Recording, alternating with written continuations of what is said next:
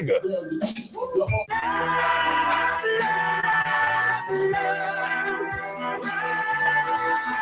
One West, 125th Street. Look, y'all put y'all faith in presidents like they gon' change this country. Run the league and let y'all play, cause y'all gon' make a money. Fuck Obama, he ain't come here on Congo. I don't like no soldiers. They don't like no soldiers. Black, Hispanic, Native, they hate you as the same. Hate Christ in their image, hate you as a slave. God ain't all love. Scriptures say you hate African soft niggas. They know we not the same. School to prison pipeline to get you off the streets. Put you in the cell toilet connected to the saint. Molested as a kid, she prostituted as a teen. The byproduct of Martin Luther King's dream. They just took the yoke off, my nigga, we ain't free.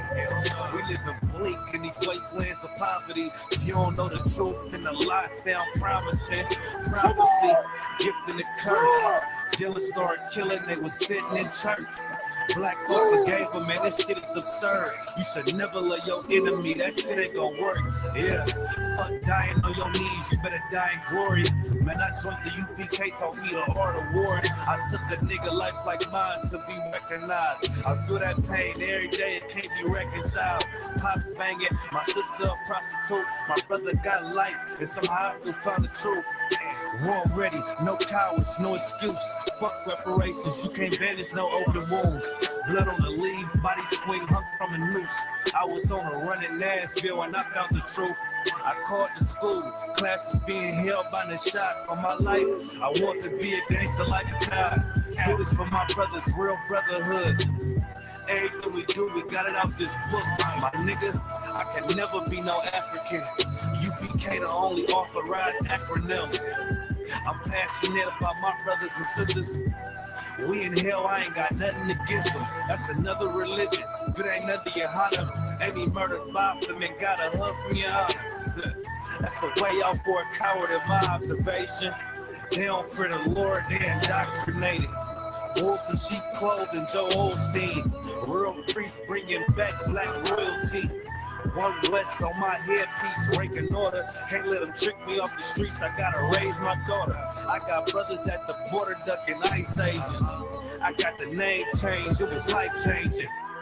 My family thought it was a game, don't know I'm black, they said I was going through a phase. There's more of us in jail than it was slaves. Chose. Aquí somos la Escuela Israelita del Conocimiento Práctico Universal. Hoy estamos aquí con comandante general Yahana ESPK.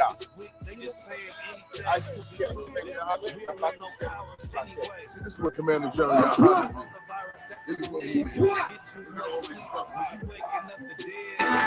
First camp, I cut off all my dreads.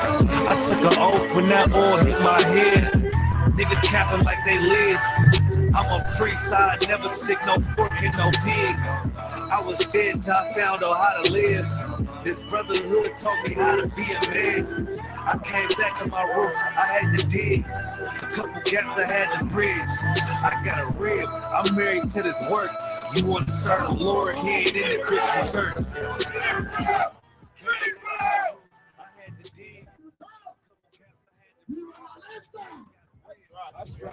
That's right. Welcome to Atlanta.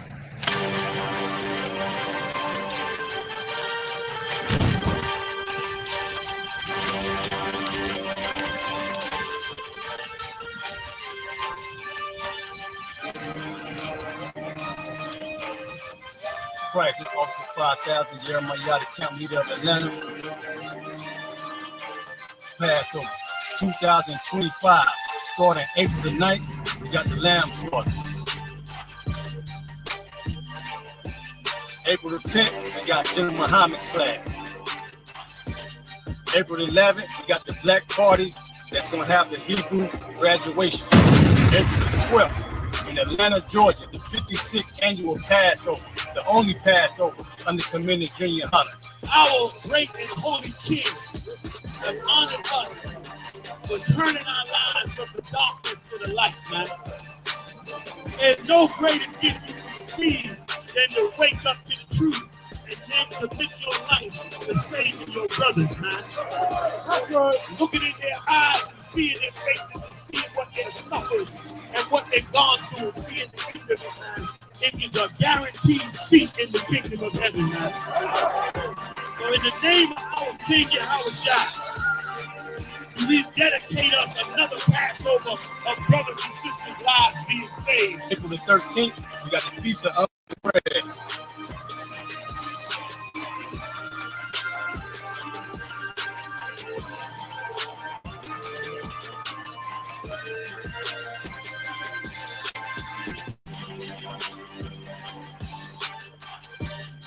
Love.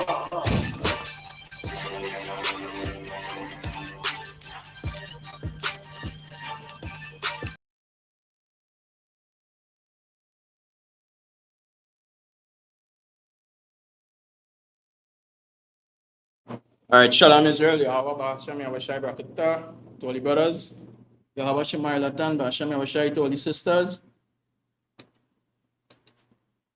Prison Officer Matt Quayak of the Israelite School of Universal Practical Knowledge. We started out of 1 West, 125th Street, Harlem, New York, under commanding General Yehan.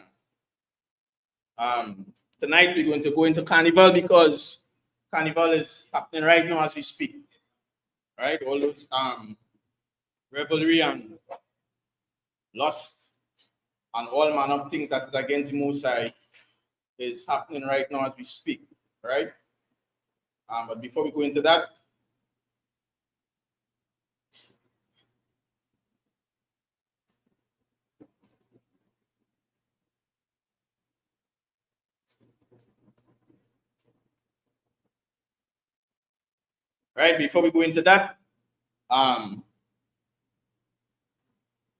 remember we are at light pole number 1, Morris Street, Point Fortin, right? You could contact the camp leader for any information on the school, right? At 479-8286, right? As you can play over the school, or you could contact Captain Mashak Mayam out of DC at number 1-202-701-4640. You could also check on social media and in the description box under this live video right now, right? For the link to our social media pages and WhatsApp group where you could contact us also, right?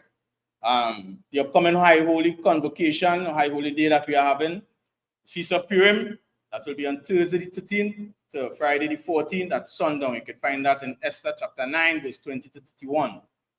Right? These are the High Holy Days that the Most High command for the children of Israel, which is us, so-called blacks, Hispanics, and Native Indians, that we must keep and keep it throughout our generations. You understand? But of course, we fail to do so because the leaders that are over us, according to the scriptures, just paraphrasing, have caused us to err. The Christian church, the Muslim mosque, is not teaching blacks, Hispanics, and Native Indians the things that they need to know, the things that they need to do in order to come out from the condition that they are in, which is at the bottom of society, at the bottom of all these other races. And in 2025, it's still a shame to see that blacks, Hispanics, and Native Indians still believe in a white Jesus. They still worship a white Jesus. They don't understand that Christ is a black man. They don't understand the things that they're not supposed to be eating, things that they're not supposed to be doing. And we as a people, we need to get back to our culture, our history, the laws, commandments, and statutes that the Most High gave unto us as a people, right? If somebody could get Deuteronomy chapter 7 and verse 6, Baba Kosha, we will start with that.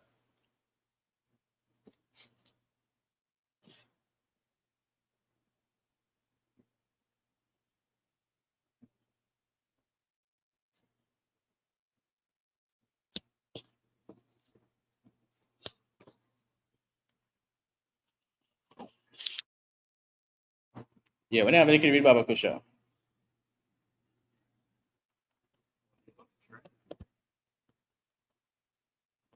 Yeah, you got to go.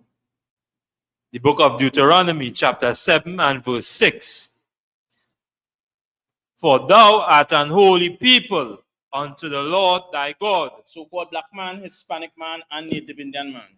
These laws was given to Moses by the Most High to give to the children of Israel. And the Lord is telling us that we are to be a holy people. Holy means separate. We are to be separate from all these other races that are upon the face of the earth. You understand? When you go through biblical records, you go through history, archaeology, you're going to know that there are 18 nations or 18 races on the face of the earth. The lost tribe of the nation of Israel will be comprised of that 18 nation. And of course, the Lord is telling us, out of these families of the earth, out of these nations, we are to be a holy and a separate people. You understand? We are not to follow the ways of these other nations. We are not to follow their rules, their laws, their customs. You understand? We are not to integrate into these nations by marrying to their sons and their daughters. We are to be a holy people, which means separate. You understand? Kodash in the Hebrew. Go ahead. The Lord thy God hath chosen thee to be a special people unto himself. This is what has happened to so-called black man. The Lord chose us out of all these families on the earth, out of all these 18 nations that are upon the face of the earth. The Lord chose us, blacks, Hispanics, and Native Indians, the 12 lost tribe of the nation of Israel, to be that separate people, to be that separate family upon the face of the earth. Go ahead. Above all people that are upon the face of the earth. And the Lord said that he wants us to be separate and above all people that are upon the face of the earth. We are supposed to be above the people that rule over us right now, which is the East Indians in Trinidad, the Chinese, the Syrians, and of course, the head, the chief prince, which is the so-called white man the devil the Bible speaks of, the oppressor. You understand? We're supposed to be over all these nations upon the face of the earth. Black man, Hispanic man, and Native Indian man, we have fell from where we was. We have fell from where the Lord wants us to be as a people. You understand? And in order for us to get back to the position that the Lord wants us to be, which is to be above all these other nations, we must come back to his rules, his laws, and statutes. You understand? Which we could find in the King James Version Bible, which is our records as a people. You understand? We're going to go into Carnival. We're going to understand the spirit behind Carnival, the whole Carnival history, the way how the Christians watch it in their eyes, because many of us still don't understand nothing about Carnival. We just believe Carnival is a party that my mother used to go, my brother used to go, my father used to go. You understand? It comes to the generation, so we're supposed to go same speed. You understand? But once you come into the truth in the ICPK under commanding General Hannah, you start learning who you are as a people, start learning your bloodline, you start learning your history, you start learning what these other 17 nations have done to us as a people. You're going to realize, so-called black man, Hispanic man, and Native Indian man, that we are not supposed to be celebrating or partaking in the things of these other nations. Just like we just read, the Lord said he wants us to be holy and separate. This is what we have to fight to do right now, to be separate from these other nations. You understand? Of course, we have the Carnival festivities, which most blacks and Hispanics don't understand that is of another God. You understand? We also have parties that is associated with these Carnival celebrations, which is a lot of bacchanal, revelry, and lust, sexual deviance, and so forth and so forth. That doesn't mean to say that a black man, Hispanic man, or Native Indian man, you can't go a party, or that is a sin, or it's a sin to go a party.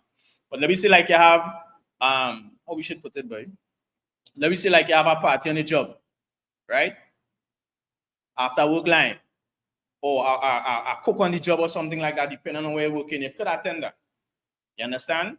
Nothing wrong with that. But here where the problem comes in. The problem comes in when so-called blacks, Hispanics, and Native Indians, when we start going after the parties that the Most High does not want for us. We start going after the parties of the heathen people that are wronged about us, these other nations. You understand? So, for instance, you're having a Christmas party on your job or a birthday party, we are not supposed to be partaking in these things, so-called black man, Hispanic man, and Native Indian man. You understand? Any party associating with these heathens or their customs or their practices that the Most High tell us to not be a part of, we are supposed to separate ourselves.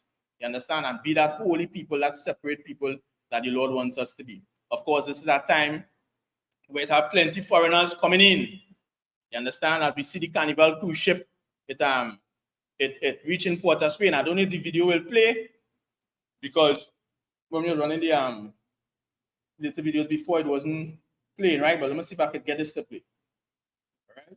All right. Share screen.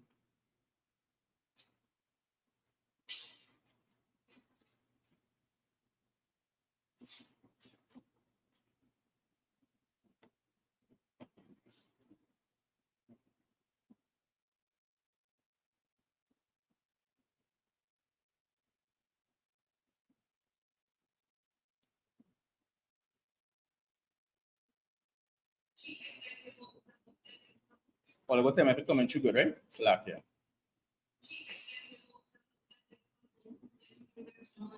Says the all-inclusive cruise initiative is designed to address the country's limited hotel capacity and it introduces an all-inclusive premium hotel experience aboard the ship. Right, so this is a right, so this is a cruise ship that docked in Port of Spain for the Carnival celebration, which began yesterday.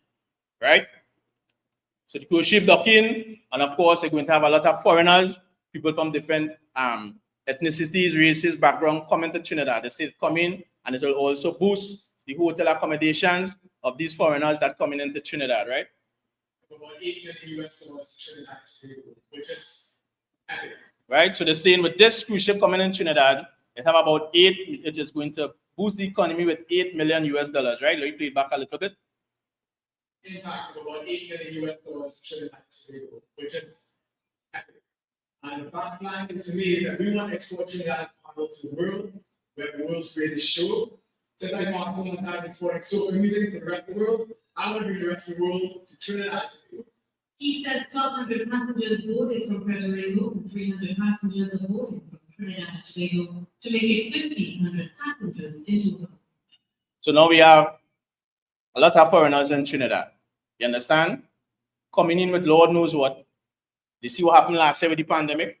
You understand? When they're saying the pandemic was, we could have go to the carnival, you understand, and nothing would not happen. As the carnival done, they locked down the place because the pandemic or the coronavirus started spread.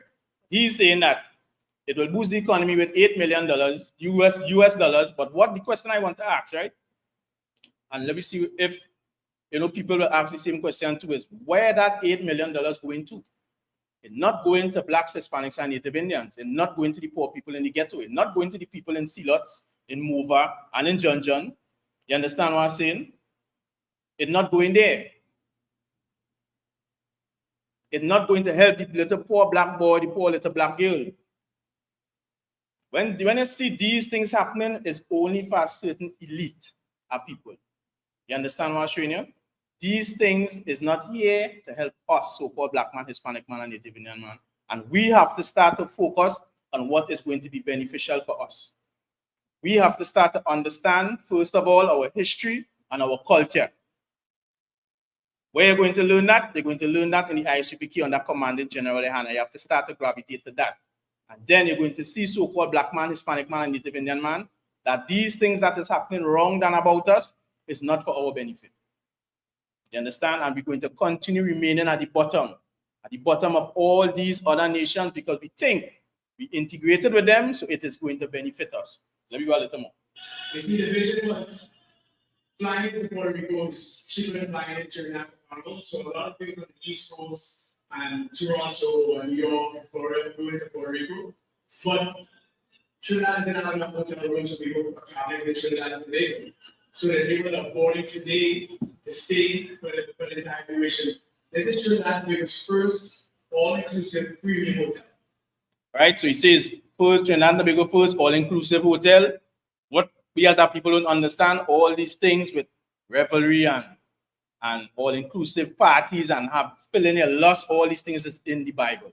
So-called black man, Hispanic man, and Native Indian man. We're going to get into all of that, right? Trinidad and Tobago doesn't have all-inclusive resorts like Jamaica and the rest of the world. This is what we're bringing to Trinidad and Tobago. The Epic Carnival experience is fully integrated with the country's biggest events, including Dogwood, Soca Brainwash, Juve, and Carnival Monday and Tuesday. Right, so we're going to see so-called black man, Hispanic man, and Native Indian man, how all these things is tied in from back then in Roman, Greek culture, and how it intertwined with Trinidad culture and how the so-called black man, Hispanic man, and Native Indian man get caught up in it, right? So we're going to drop that a little bit and we're going to go a little further. So now, Carnival ship, Carnival hotel in Trinidad is all manner of uncleanness, all manner of lust, all manner of these, all manner of things going to happen. A lot of sexual deviance, homosexuality, lesbianism, even pedophilia. We don't understand the level of uncleanness that is going to happen for these 3 days, which was yesterday, today Carnival Monday, and also tomorrow Carnival Tuesday. You understand? we don't understand the level and the height of uncleanness and lustfulness that is going to happen in Trinidad. And if we as a people start understanding this, we will know that we have to separate. We have to separate from this culture, which was never ours. You understand? I don't know if we could remember when I can't remember what year exactly, I don't know if it was 2015 or somewhere around there, when this Swiss German woman came in for Carnival, you understand? And when she came in, she went to Tobago and spread HIV like rain. You understand? Because her husband contracted from somewhere, gave shit, and she come to Trinidad for Carnival, went to Tobago and started to spread HIV like rain. It was all over the news. You understand? So now sometimes you might be watching and seeing things happening around here and thinking, yeah, it's for the benefit, but really it's for blacks and Hispanics not to really partake in. Separate yourself, because we don't know the manner of evil. We don't understand, I should say, the manner of evil that is happening around us. You understand? And of course, so-called black man, Hispanic man, and Native Indian man, just as you're saying, $8 million US. What about the amount of money making through all these costumes? The last time a costume was that I know about was around $8,400 for a costume. And watch, you know how the costumes and them this be. The costumes and them don't be something that you could use after Carnival done. It's just for that season. $8,400 for a costume. I could do that money right now. You understand what I'm showing you? And that $8,400 and something was 10 years ago. So imagine the price of costumes now. You understand? And that $8,400 that I'm talking about, I really can't remember if it was in the US or TT, but you know, it's a money-making industry. Just like we had Valentine's a while ago, to show you the amount of money being made through the call cards, just greeting cards alone. You understand? To show you the money making from greeting cards, the money from roses, the money from chocolates and candies.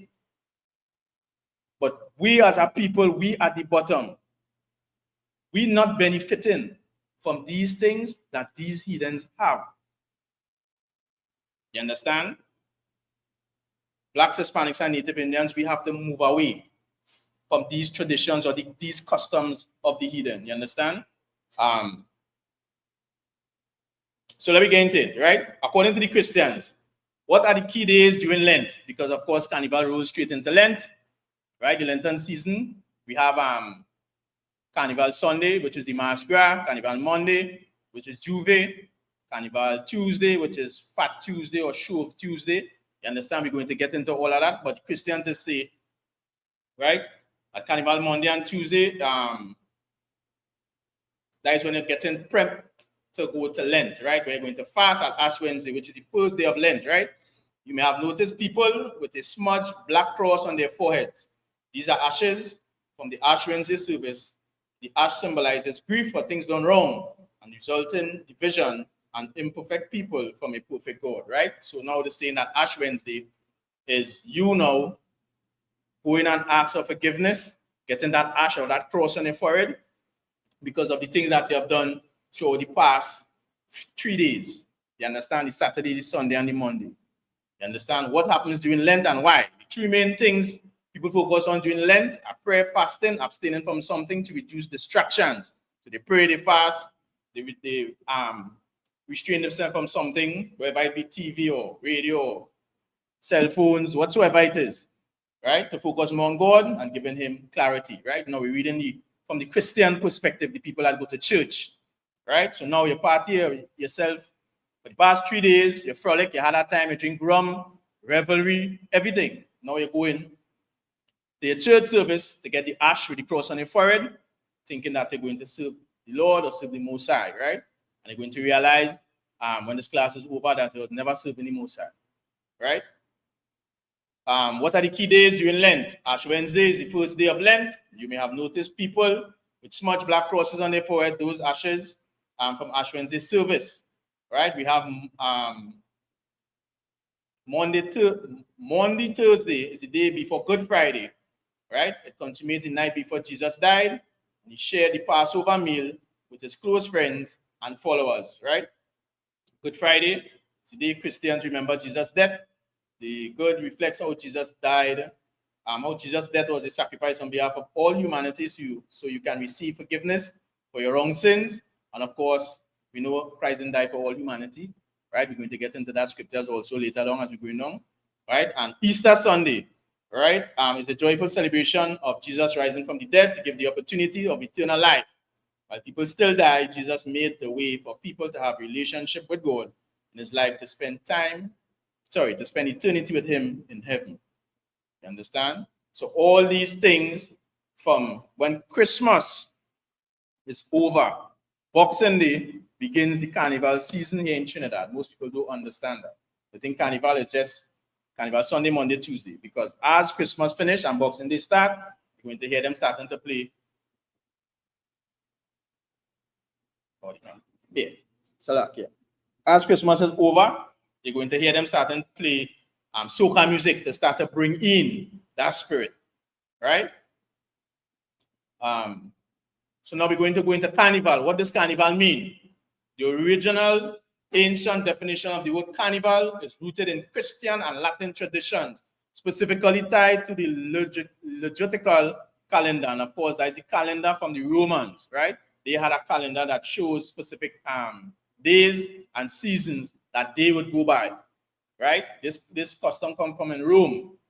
We're going to go a little further. The liturgical calendar is the cycle of seasons, Roman Rite, and of the Catholic Church. The church year begins each year with Advent, the season of awaiting Christ's coming, and ends with the final Saturday of ordinary time, which is the old years going into the new years, right? Within the standard calendar year. The church year starts in early December or sometimes the end of November and goes through the following November, right? The church year consists of 6 liturgical seasons: Advent, Christmas, ordinary time, time after Epiphany, Lent, Easter, and ordinary time after Pentecost. Seasons begins or end based on movable feasts, and so some reasons vary in length of year to year and vary as to the calendar date. So it's showing you whereby, according to how these Romans dates fall, they will adjust it to suit year by year. So it wouldn't be the same date every year, right? The term derives from the medieval Latin phrase carne lavar or carne vale, which translates to carne, which means flesh or meat, and vale or val, which means farewell. Thus, carnival literally means farewell to meat or removal of meat, marking the period of feasting and revelry before the start of Lent. So that is the season or the time that we're in right now. You understand? Carnival. You understand? Removing farewell to the flesh. We're going to get more into that as we're going along, right? The 40-day Christian season of fasting or penance and abstinence from meat and other indulgences, right? So now we have pre-Lental origins. In early Christian Europe, Carnival was a liturgical preparation for Lent, which still happens to today, but showing you the origins. It began on Epiphany, January 6th, or Feast of Circumcision, January 1st, and culminate on Shrove Tuesday, the day before Ash Wednesday, right? So it comes to an end on Shrove Tuesday. Communities would consume rich food, meat, and alcohol. Before the Lenten fast, leading to raucous public celebrations. So now, this is what will happen from back then till now. Everybody start eating, drinking, you understand? Alcohol and meats and foods, consuming nice, rich things. Because they know by the time Ash Wednesday, that's the time that had to stop, they're going on a fast, right? You can't eat or do these things no more.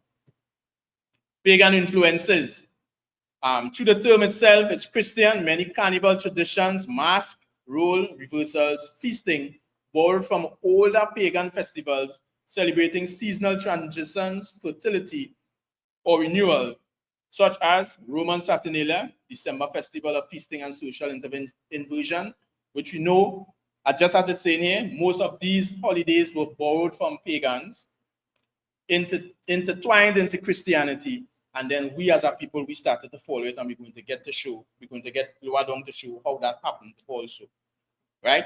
We had the Roman Saturnalia, Lupercalia, which is February, the month of February, Valentine's Day, right? And Dionysian Bacchanalian rites, which is Greek Roman wine-fueled revelry, which is happening right now. We understand, and they're going to realize that Carnival was after that Roman and Greek god called Bacchus, Dionysus, and also where you will see where Tammuz is also intertwined with it. Tammuz from Egypt, right?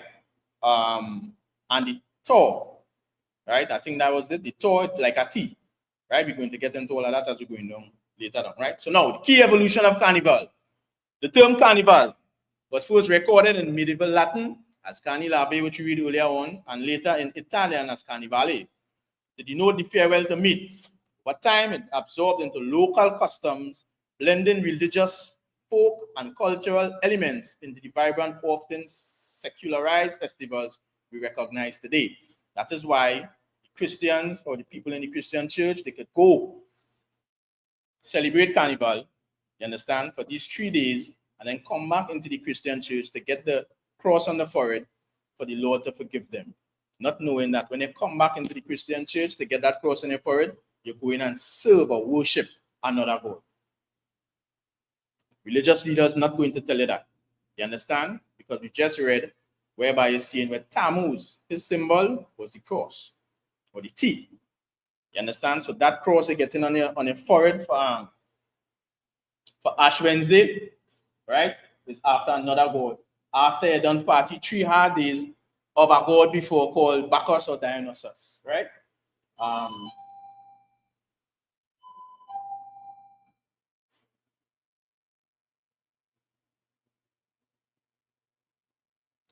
Let me just share the screen a little bit.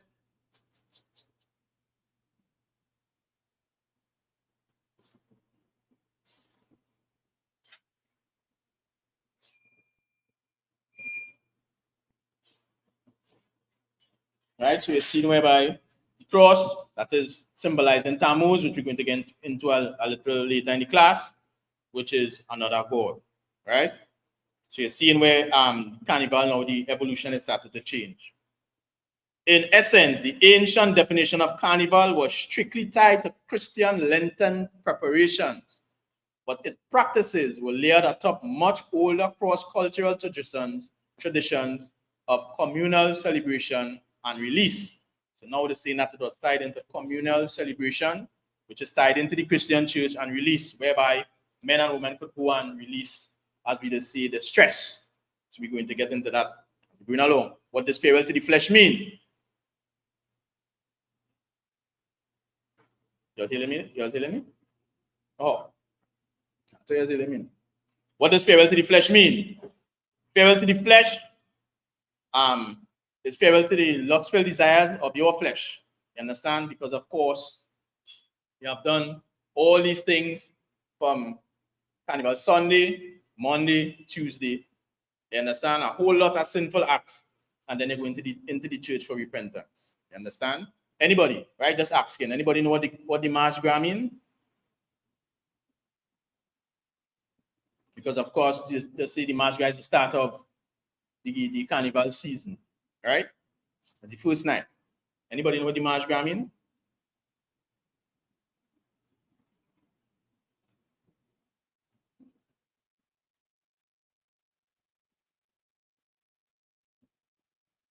Right? If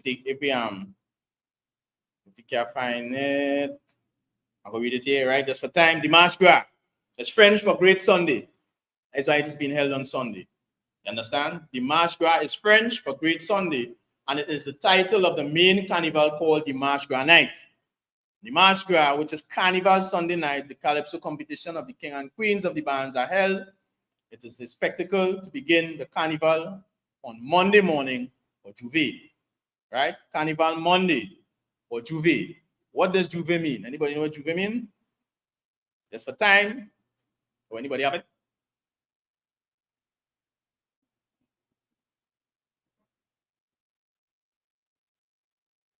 What does Juve mean? The dawning of a new day.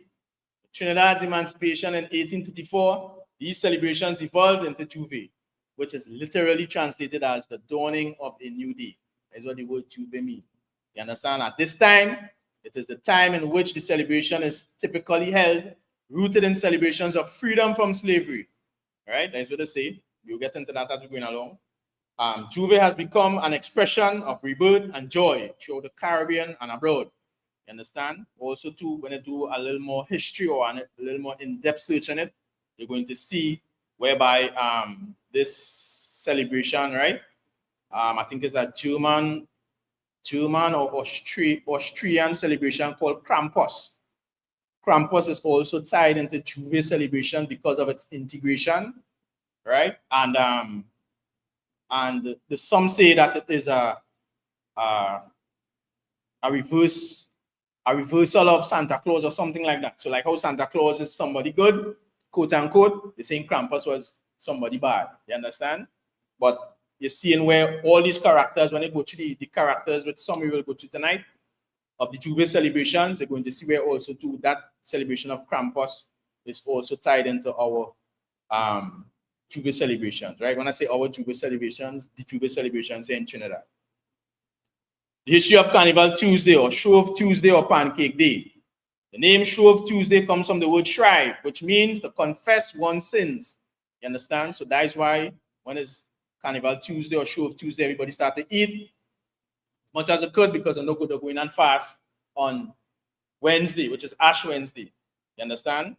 So that is why they're saying it means shrive, which means to confess one's sins and receive absolution, which means forgiveness from a priest, right?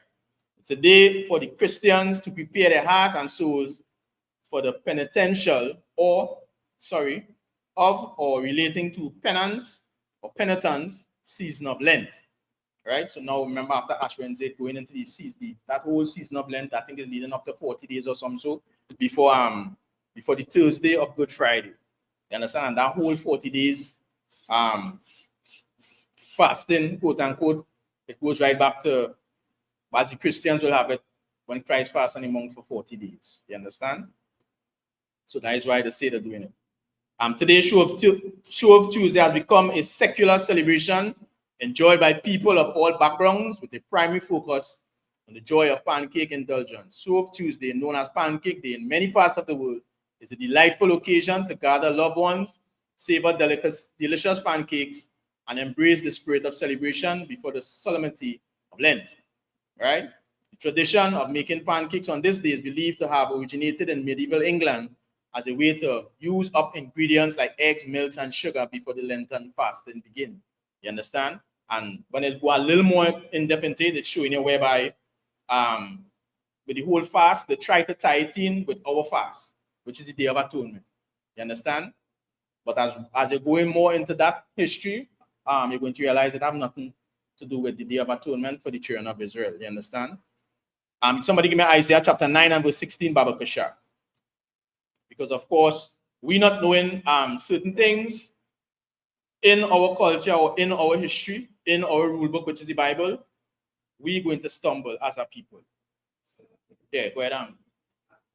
Officer Soa.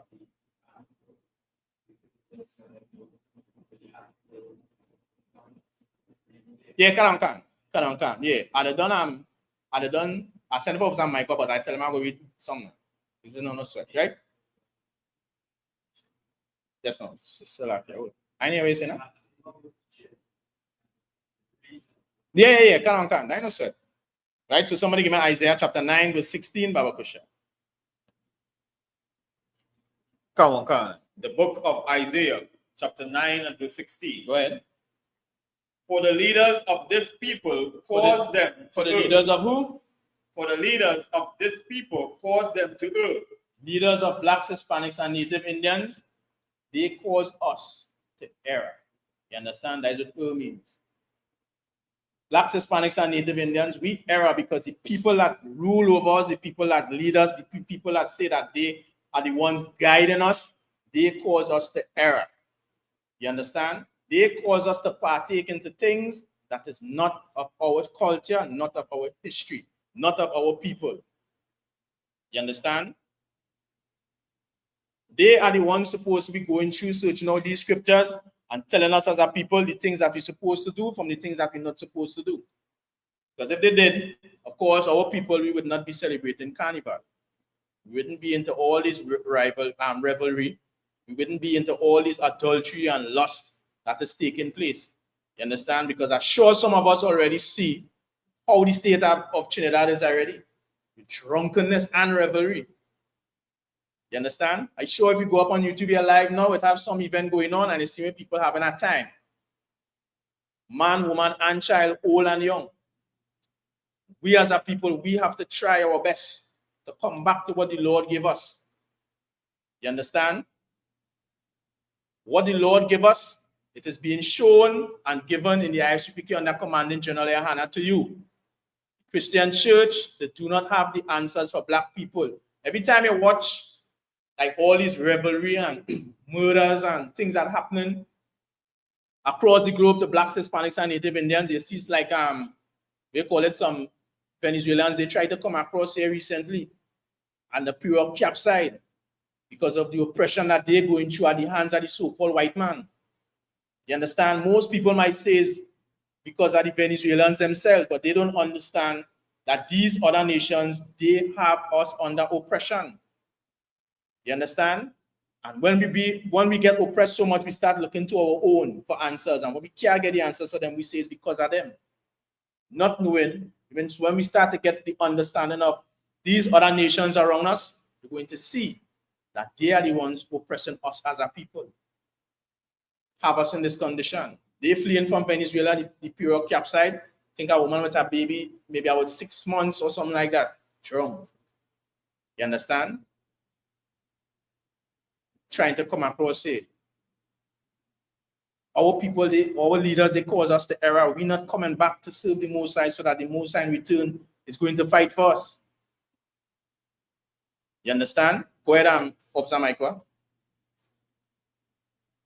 And they that are led of them are destroyed. And they that what?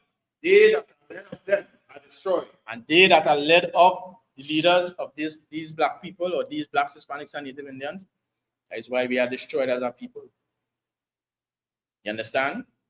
How could you be in the Christian church, in the Muslim mosque, you understand? Or in wherever the black group you might be in, and you're outside now having a time. They cause us the error. They causing the people to error. That is where the ISUPK under Commanding General Hannah we come to give it the truth according to your culture, according to your history, according to your book. We are telling you so-called black man, Hispanic man, and Native Indian man, Carnival is an event or our celebration that we as a people not supposed to be partaking in because it is the customs of these other nations. It is the celebration of another god. You understand? That god is called Bacchus or Dionysus, which is a Roman, Greek, pagan god. You understand? You must get this video here for me, right?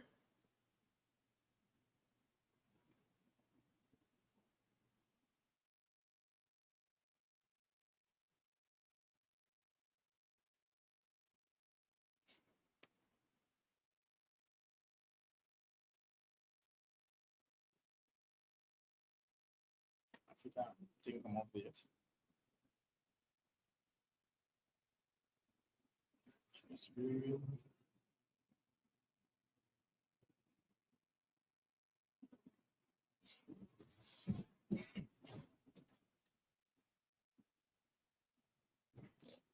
All right, take that one. Let me take a look at this video, right? And you're going to see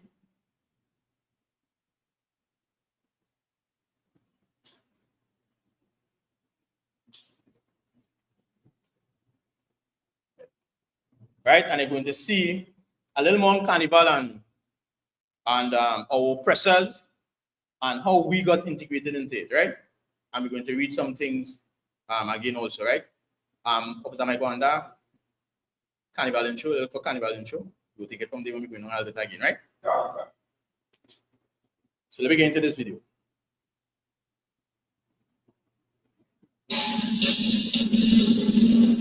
Carnival, Fat Tuesday, Mardi Gras. Anyway, it's said no other holiday boasts more lively music, beef throwing, mask wearing, eating, drinking, or parading. Partiers around the world are encouraged to let it all hang out. The origins of Mardi Gras are rooted in ancient spring festivals and raucous Roman celebrations. By the 5th century, Christian church leaders realized their new converts were about to give up their pagan holidays. In medieval times, the celebrations became known as Carnival. right? So they're saying that they realize that the pagans, they're going to give up their celebrations, right? Celebration of merriment that preceded Lent. Lent being the Catholic 40-day period of fast beginning on Ash Wednesday and ending on Easter Sunday. At the time, no animal meat could be consumed during Lent. So on Shrove Tuesday, the day before Lent, European Christians would eat all the remaining meat, eggs, milk, and cheese in their homes. In France, this was called Mardi Gras, Fat Tuesday. As the influence of the Catholic Church spread, so did the pre-Lenten festivities. By the end of the 16th century, Mardi Gras was officially penciled into the calendar throughout Europe. Europeans who explored the New World brought, among other things, the Carnival holiday. Over time, Montreal, Rio de Janeiro, and most famously, New Orleans became new Carnival capitals. The French and French Canadians who settled in southwestern Louisiana during the 17th century let loose on Mardi Gras with masked balls. But when Spain took political control of the area, the masked balls were outlawed as suspicious behavior. By the mid-1820s, So they're saying that these masked balls was outruled as suspicious behavior, but this is what our oppressor, they used to celebrate. Masked balls where they have on these masks, and when they do anything illicit or wrong, nobody would know who is who. And we're going to see how that translates into our carnival, right? after New Orleans had become a U.S. city, the ban on masks was lifted. And in 1827, it became legal to wear masks on the streets during Mardi Gras, giving the Carnival a new face. The party got a bit wilder in 1837 with the first New Orleans Mardi Gras parade. Over the next several years, the annual parade was marred by violent outbursts. City leaders debated ending the custom when in 1857, a secret society of men called the Mystic Crew of Comus organized a new kind of parade. Floats and ornate costumes dazzled the crowd and proved the parade could be both safe and festive. After the Civil War, more crews joined in the New Orleans Mardi Gras.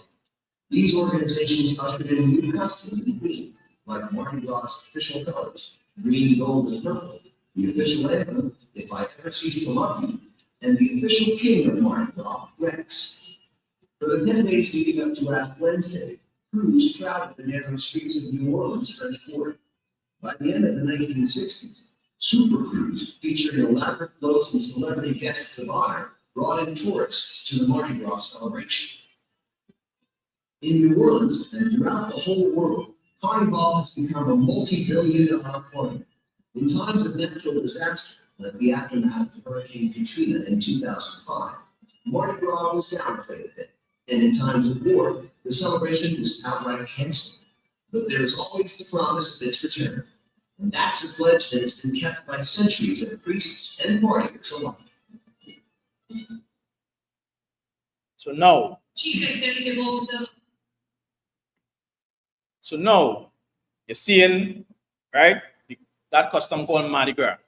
You're seeing where these Europeans or our oppressors had their masquerade ball, where they will wear masks, you understand? And as time going along, they started to introduce different things into the carnival. You understand? Different costume, different colors, different form, styles, and fashion. But of course, what we as a people don't understand is that these things have a history behind it. You understand?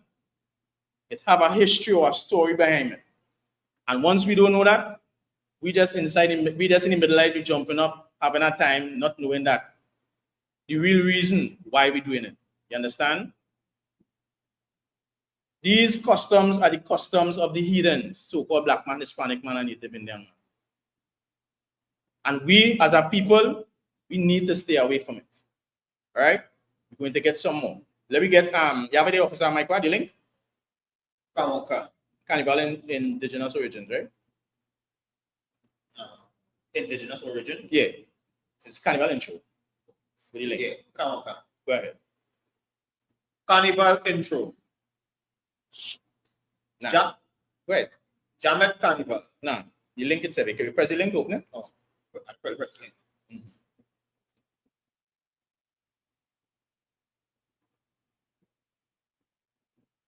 Come on. Carnival indigenous origins.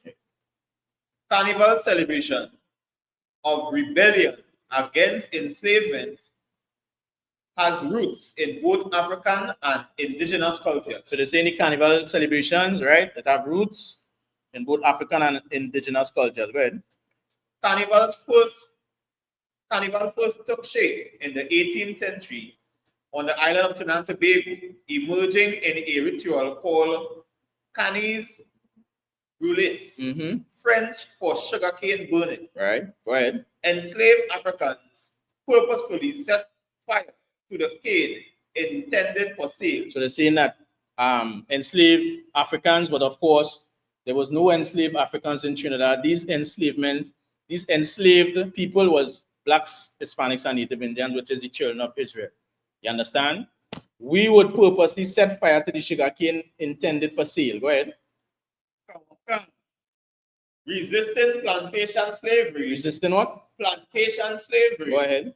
Through the destruction of its valuable export commodity, sugar. You understand? So now we will set cane, the slaves will set fire to the sugar cane. You understand? Because they understood that, or they know that that was a commodity for the oppressor, was something expensive. You understand? And it will affect them. Go ahead. Instruments resembling drums and sticks were used during the candoulés to perform percussive music linked to the African roots of enslaved people. This music reconnected the performers with their ancestors and the past spirits that guided and sustained them. This musical performance was an act of reclaiming the cultural vitality, taking ownership of their culture, and enacting empowerment through these acts of rebellion. You understand? So, of course, they're saying that the sugar cane, the slaves would set fire to the sugar cane to show an act of rebellion. And that now was integrated into the carnival celebrations in Trinidad. You understand? And they will continue performing that to remind the slaves or the people that this is what we used to do during the slave period under the hands of the oppressor, right? Go ahead. The candoulés would later become known as candoulé, which today we call carnival. Right. In 1881, the British colonial government tried to ban candoulé by outlawing its use of sticks and drums. So they tried to ban it, right? By taking away the sticks and the drums. Go ahead. Because colonizers deemed these too violent. They deemed it what? Too violent. And just as we watched the video, you saw whereby they was trying to stop all these parties and festivals in the Mardi Gras, which is carnival, another word for carnival. You understand? Because of its violence. Same things that happen here in Trinidad, right? Go ahead. However, Afro-Caribbeans fought back, resulting in Candoulé riots. Resulting in what? Candoulé riots. And you will understand a little more of the Candoulé riots as we're going down in the class. Go ahead. These new restrictions forced people to find new methods of practicing rituals through percussion instruments like the steel pan, an instrument resembling a drum that originated in Trinidad. You understand? So now they force people to find new methods. So that is how they're saying that the steel pan started coming about, because now we have to show or find new methods to show that we're still celebrating or we're still fighting or showing that way of the Candoulé riots. Go ahead. Further encapsulating the idea of rebellion. Further doing what? Encapsulating this idea of rebellion. So it's showing that we still is that rebellious people, or that people that will fight for our freedom or fight for our right. Go ahead.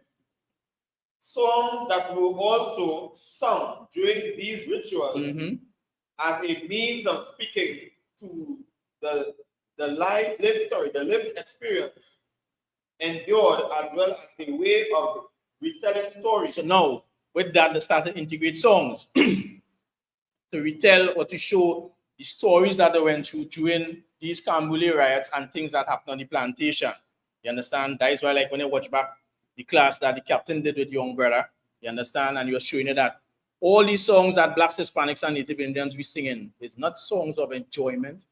You understand? It's songs of pain. It's songs of things that we lived. You understand? It's songs of things that under the hands of the oppressors that we see. And now instead of us singing joyous songs, we singing songs of tears. You understand? Songs of pain that other Black, Hispanic, and Native Indian could relate to. That is why we will cling to it. Even in the, not only in the soca field, even in the conscious field. You understand? When you're watching songs like where Anthony B singing Mr. Heartless, showing you the wiles of the oppressor, we're not singing songs of enjoyment. Go ahead, Officer Michael. Today, many calypso and soca songs still carry the theme of rebellion, empowerment, and social commentary, as well, such as Chocolate, My Way of Protest. You understand? It's still showing you that the songs, all these calypsos, all these songs that showing you themes of rebellion, it have showing you how Blacks and Hispanics used to deal on the plantation and against the slave master. You understand? It's showing you songs of empowerment to empower other slaves. You understand? And social commentary to show you how they relate the things happening on the plantation to the slave master or to another slave. You understand? Go ahead. Kawankan, Brother Marvin's Jahaji Bai, Calypso Rose, Leave Me Alone, and Marshall Montano's Family. And of course, this Jahaji Bai, Leave Me Alone, Marshall Montano Family, when you sit down and listen to those songs specifically, you're going to see whereby these songs showing you to integrate. You understand? Integrate into these other nations. Integrate into the hands of the oppressor, the so-called white man. When you listen to the song by Calypso Rose, Leave Me Alone, that is a carnival song. That is a bacchanal song. You understand? She's a woman and she's showing that whereby other women, when they go out to carnival or go out to bacchanal, just leave me alone. Let me do what I want. Leave me, let me have a time.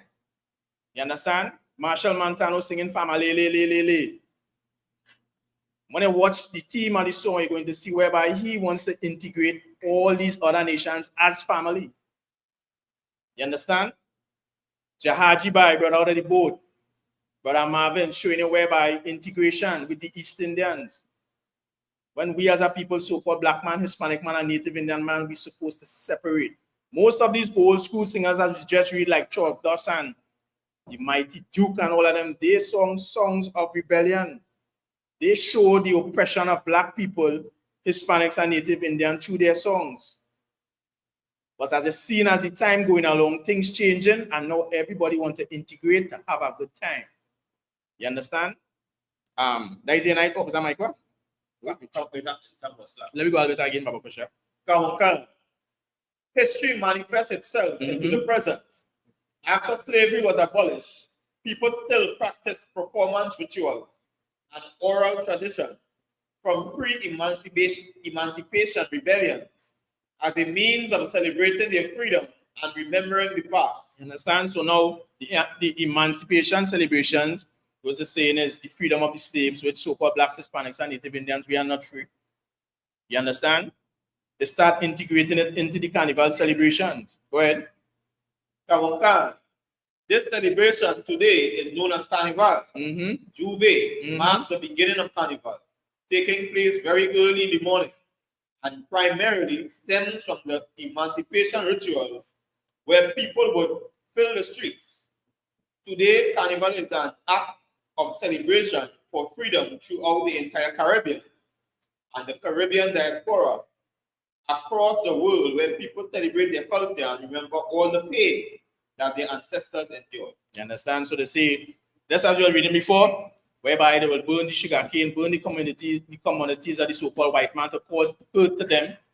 That riot end up turning into something that is being celebrated on Carnival Day. So now they introduce that Cambule riot into the Carnival proceedings, which is a pagan session, right?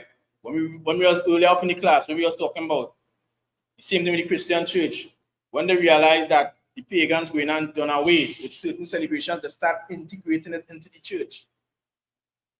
The same thing that happened with Valentine's Day, they started integrating it into the church by saying Valentine's Day is celebration after certain saints. You understand? And over time it starts changing. So now the Cambule riots coming into it. You understand? And it have many different things which we're going to go through to show whereby these things was integrated into Carnival slowly. Cambole riots, you understand? The emancipation celebrations, the drums, the sticks. You understand? That will lead to stick fighting and all these different things. You're going to see how that's going to integrate into this pagan celebration called Carnival. You understand? And once you continue learning and doing a research on the holidays of this world, you're going to see whereby local things that we know or we think is right, you're going to see how these things have been integrated into pagan customs and pagan celebrations whereby we as a people are not supposed to be celebrated. You understand? And they're doing it so smooth, so subtle that we're not really seeing or not knowing that these things is of other cultures, other nations. You understand? We're going a little bit again, right? After we just right off some micro. We're going to read a little bit about Jamet Carnival because most people don't know about the Jamet Carnival. They think they just think Carnival is just Monday, Carnival Sunday, Monday, Show of Tuesday or Fat Tuesday, Ash Wednesday, right? Jamet Carnival. The celebration of Carnival is synchronous with the Twin Island state, Trinidad and Tobago. This festival, which was introduced to the French settlers in 1783, has a long and unique history, and it has been marked by various eras, including that of the notorious Jamet Carnival. You understand? So that is a carnival that took place around in the 1700s, right? The era of the Jamet Carnival was characterized by the Canis Boulés, right? By the Canis Boulés. Hold on 1 minute. I get another white screen here.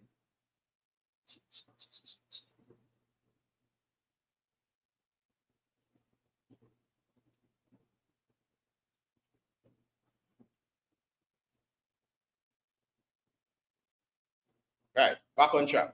The celebration, the era of Jamet Carnival was characterized by the Canis Boulés, sexual displays, and violent gang rivalry. So the same since back then, in the 1700s, you understand? During that carnival, Jamet Carnival, there was sexual displays, you understand? And violent gang rivalry, which is going under that god called Bacchus. So even way back when, way back at that time, they had these people displaying themselves, as we will say, half naked, no different than today. And today, well, they're literally naked on the streets now. You understand? And gang rivalry, because of course it's going to have violence in it also. Where there's rivalry, there's violence. You understand? Hollis Liverpool noted that the Jamet Carnival served a particular purpose, as it reflected the violence of a society that was directed against the lower classes, back upon the upper classes, and sought through its masquerades and calypso to destroy the political power and the economic position of the middle and upper class. Today, we will be we'll be delving into the history of the Jamet Carnival, the 1860s and 1890s. The word Jamet comes from the French word diametre, and then referred to the class of people below the diameter, right? So the saying that French word Jamet was referred to the people below the diameter of respectably or the underworld. Essentially, this referred to the individuals who were part of the urban working class who lived in the barrack ranges of Port of Spain. In a broader context, it also includes all those who participated in carnival celebrations. A description of the Jamet can be found in the San Fernando Gazette of 1871. Let me keep reading and you will see what it's all about.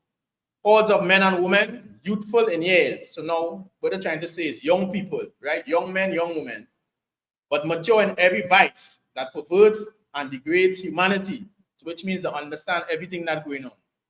Rum, wine, revelry, sex, and so forth. You understand? Who dwell together in all the rude licentiousness of barbarian life. Men without aim, without occupation, and without any recognized mode of existence. Women wanton, perverse, and depraved beyond expression. You understand? Because of course, with this Jamet Carnival, when they hit the streets and they started behaving this reveling or revelry, scenery, this is how they start to describe them. You understand? These individuals, however, were to be the main participants in Carnival by the 1860s, as the white elite removed themselves from the celebration. And that is where it came with the masquerade ball, with these people having their masquerade ball. Right? These masquerade ball was only for the white people, but they're going to see how everything got integrated. So the white people had a masquerade ball. The middle and lower class of the people in Port of Spain, which is predominantly black people, right? They now was being called by these names because of the way they carried themselves through the carnival session, right? A significant feature of the Jamet Carnival was the Canis Boulez procession, which we read about earlier. The genesis of this aspect of the carnival could be traced back to the days of slavery, right? L.M. Fraser noted this and gives this explanation. Whenever fire broke out upon an estate, the slaves on the surrounding properties were immediately mustered and marched to the spot.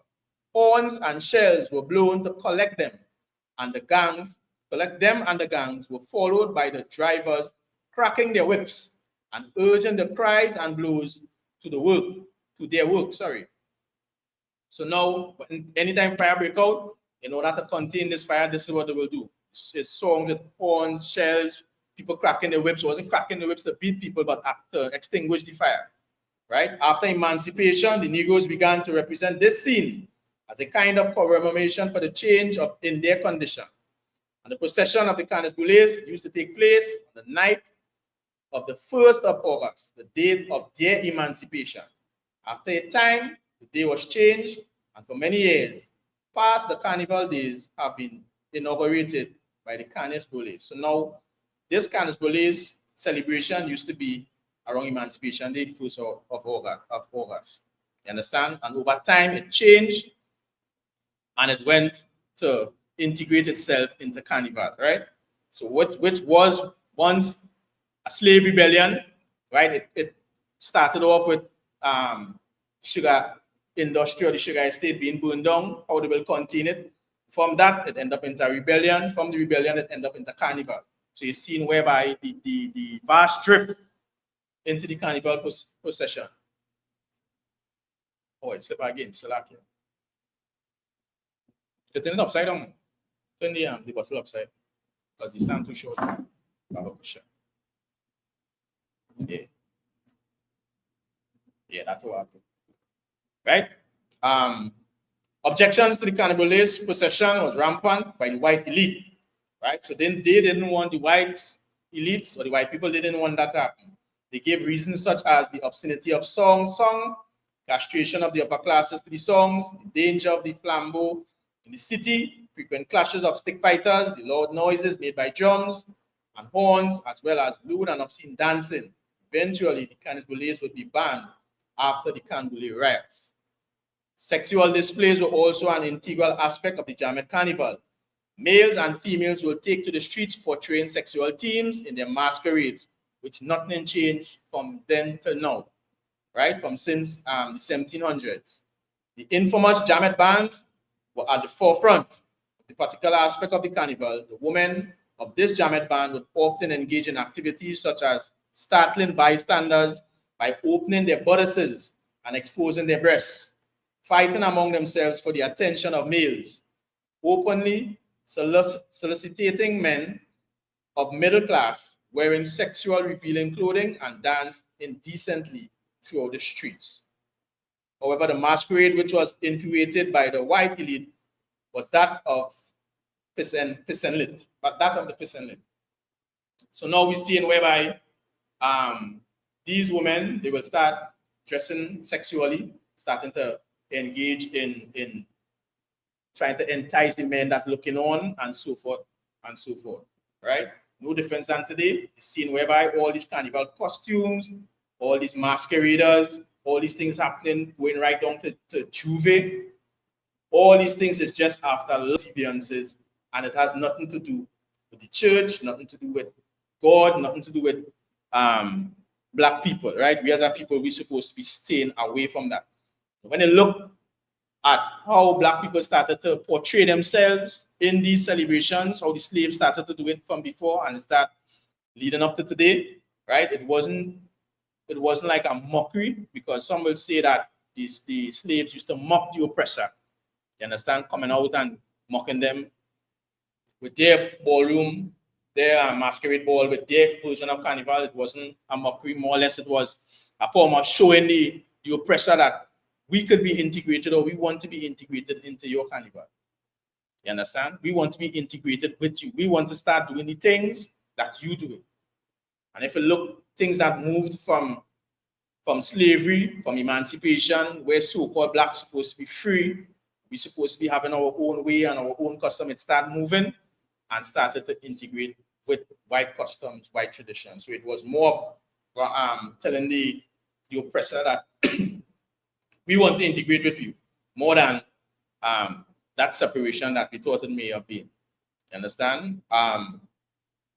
We have also, and of course, when you hear that happening, and throughout your generations, they don't know these things, they're going to think this is right for them to celebrate because they don't understand what happened.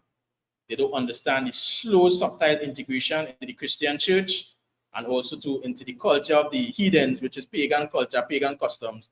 They will understand that, and they will just trump and follow suit, just as they see their parents and the parents before them and the parents before them do it. You understand?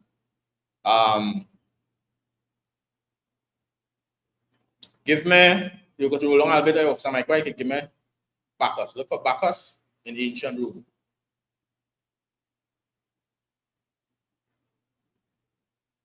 Just keep scrolling down. Yeah, come on, you find it?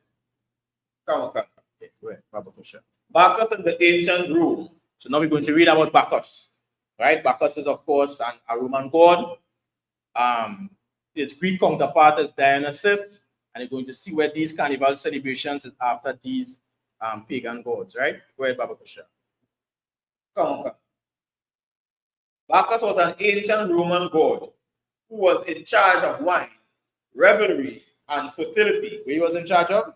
Wine, revelry, and fertility. So this god, Bacchus, was in charge of wine, revelry, and fertility. And as you read in lower down, you're going to see where it ties directly into this carnival, revelry, sexual deviant procession that is taking place right now as this class is going on. Right? Go ahead.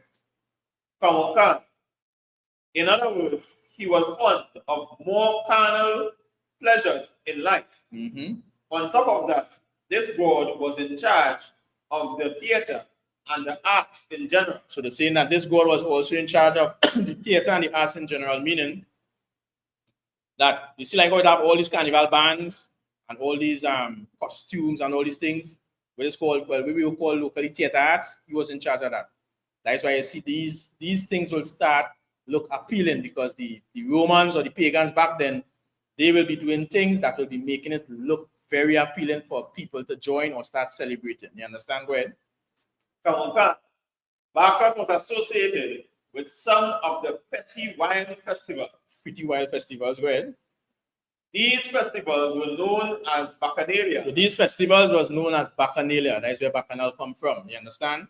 So these festivals that Bacchus would be associated with, you understand, was pretty wild festivals. These festivals wasn't calm. These festivals wasn't passive. These was pretty wild. Just like what happened at Carnival right now and all these soca fetes and all these different things. That is what Bacchus would be associated with. Go ahead. Known as Bacchanalia and involved heavy drinking and dancing. It involved what? Heavy drinking and dancing. So now these festivals that are associated with Bacchanalia or Bacchus, it will include heavy drinking and dancing. Go ahead. Many of these festivities took over the city, leading to an abundance of debauchery and wickedness. It lead over to abundance of debauchery and wickedness. What is debauchery? When you do the definition for debauchery, you're going to see that it's extreme indulgence in seduction, bodily pleasures, and especially sexual pleasures. So they're saying this is what this god, this Greek god is associated with. Go ahead. Throughout the entire town. In fact, the festivals got so out of hand. You get what? So out of hand. So now they're showing you that this debauchery and wickedness was throughout the entire town. So just like you have Port of Spain, the streets of Port of Spain where all these masqueraders parading, San Fernando where all these masqueraders parading and people partying and having a time. Down in Sijas where all these people partying, reveling and having a time, they're showing it that throughout the entire town, this would be happening. Go ahead. In fact, the festival got so out of hand that in 186 BC, the Roman Senate decided to put a stop to them. The Roman Senate decided to put a stop to this carnival or this bacchanal debauchery and wickedness. The same thing when you look back at New Orleans in the Mardi Gras, it's the same thing that happened. All these, and even when you go a little more into the history, right? A carnival in the other islands as well, you're seeing where every procession, revelry and wickedness, which we know will always be, you understand, because of course it is after Bacchus, that other god, but it always having violence to the point whereby they have to stop the proceedings or whereby they wanted to stop it overall. Even when you watch here in Trinidad, they're always telling you, when you're watching them on TV and things, once they're in the fight, the session going and stop. Now, if this session, listen what I'm saying today, and there's something to really think about, right? They're telling you if this session have any fights, that is it, lime done, sweat done, everybody had to go. You understand? But they're not telling you about the sexual lewdness, the deviancy, and they're saying if these things happen or happening, we had to stop the carnival proceedings. No. You know why? They're dealing with the fight. Is because they wanted to always be appealing to the so-called black man, Hispanic man, and Native Indian man. This is these pagan celebrations. So you don't have to be appealing to them, that what them just do. But to you, so-called black man, Hispanic man, Native Indian man, we need you to be at best behavior. So when next year come, you can come again, and your generation will continue coming. You understand? They have no problem with the sexual lewdness. They have no problem with all the pedophilia and things that are happening. Drugs. They have no problem with that. Drunkenness, people falling down all over the place. They don't have no problem with that. You understand? Ambulance will be singing all day. They have no problem with that. You understand? But you so-called black man, don't disrupt this. Please. So that next year you can come back. Word of Sasha, you go take the mic back, Kusha. Make sure you press it, right? Yeah, they don't. Yeah, so like I said, I have two things on that we're saying, right? Yeah, go ahead, no problem. No, sir. One, when you watch the woman and them, right? Like say after carnival going, right? If the woman come out in the if a woman walk the road at Port of Spain right now or any part where it having carnival, they're going to get locked up for indecent behavior. Right? And then after now, so that one part I just say, that's seen already, that's what you're saying. So for that day, you have to be in an order. But if the next day come around, now you go see the police now coming and tell you pouring clothes. You know, right? We're saying the real watch, not real serious. I'm telling you. We're saying the real serious. And you're very correct, but continue. And the next part right now is like, when coming to the sexual behavior and also in indecency, like if a woman now, like, you know, that man can hold them woman now and touch them all on the different private parts and them thing on the body, right? And no problem with that day and thing, right? But if a man just maybe there's like greet a woman or he just like tell she something too long. That's what he words. He self touch she gonna now bringing up for assault. And all kind of thing there. But the assault is like assault and battery is like that one that assault and battery and a normal date that this woman will not a man and but that was a carnival, it's not assault and battery. Yeah, now you're correct. You're very well correct. And we're saying there, right? That time to something I want to read just now on my phone, right? And I wait to listen to it. But let me show you something. Which I'm saying there, you saw right. Because now, during the course, when it have no carnival, anything like that happening, problems. When it's carnival, just as the song says, spread your hands and let go. You have a time. You have the time of your life. Do what you want, eat what you want, drink as much as you want, because of course, Wednesday you're going on atone for it. You're going on start a fast. You understand? So if you commit adultery, pedophilia, whatever the case might be, wherever it is, the Bible speak about drunkenness. You commit all that. You can just go to church on Thursday, according to the Christians. On Wednesday, sorry, Ash Wednesday. Be forgiven of your sins. You understand? And wait till next year to do the same thing all over again. And then be forgiven of your sins again. You understand? But these things is not according to the law. The Lord give us laws, commandments, and statutes to follow as a people. And we as a people have to learn them and adhere to them and follow them to be in right standing with the Most High. You understand? Because of course, we don't know. We don't know the rules. We don't know the laws. We go after the Christian church because they are the ones who say that, you know what I mean? They have the solution for the people. They have the solution for black people. They have the answers, but they don't. You understand what I'm saying? Otherwise, people would have been knowing they can't do these things. They would have been knowing celebration is after another God. You understand what I'm saying? But the correct officer, Sham, we go read that. We go on. I go ahead, Officer Mike. Kawankan. In fact, the festivals got so out of hand that in 186 BC, the Roman Senate decided to put a stop to them. Right? The Senate was concerned that moral corruption and lack of supervision was causing the festival to run a little too wild. So they're saying because of lack of supervision, you understand, and moral corruption, the festivals were run a little too wild. You understand? And if you look at today, people outweigh the police, they outweigh the soldiers. You understand what I'm saying? But yet still, they don't get ingrained in here already. How to behave to be able to come and do it again. Well, that is what they think. You understand what I'm saying? Go ahead to Dionysus Babakusha. Kawankan, Dionysus, the Greek counterpart, was the god not only of wine and fertility. Right, so Dionysus, the Greek counterpart, which is also that is Bacchus in the Greek, go ahead. Was the god not only of wine and fertility, but also of theater, madness, festivity, pleasure,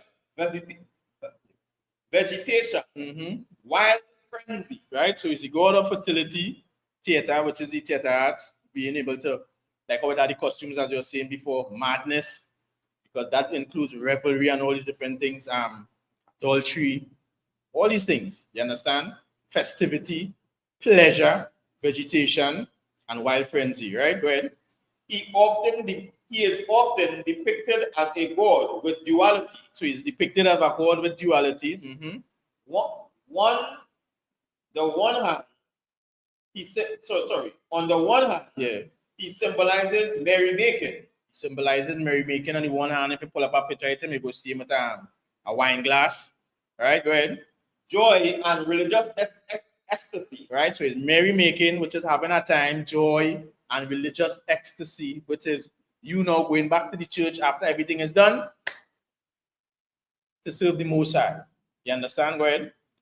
But on the other hand, he would demonstrate brutality and wrath. But on the other hand, he will demonstrate brutality and wrath, and what that comes into the revelry and violence. You understand? Go ahead. These two sides reflect the duality of wine as both a positive and a negative item. So it's showing you the duality of wine as both positive and negative items. So it's showing you whereby this god or these pagans, how they integrated the worship of the god Dionysus into the carnival celebrations. You understand? I don't know if you'll be able to go in it tonight, but maybe another class. You're going to see what it have real history, so for Black man, Hispanic man, and Native Indian man, of how our people, our culture, when I say our culture, the Trinidadian way, it get tied up into these pagan customs very, very subtle. You understand? On many different things, many different celebrations, and we know just partake in it blindly. You understand? I'm going to read something about Dionysus here, right? From a book called The Greeks and Their Gods. The greatest gift of Dionysus was a sense of utter freedom. You understand? And of course, this is how these pagans will sell Dionysus to the people. You understand? Utter freedom. Sell this bacchanalia to the people, this celebration. So they're saying the greatest gift of Dionysus was the sense of utter freedom.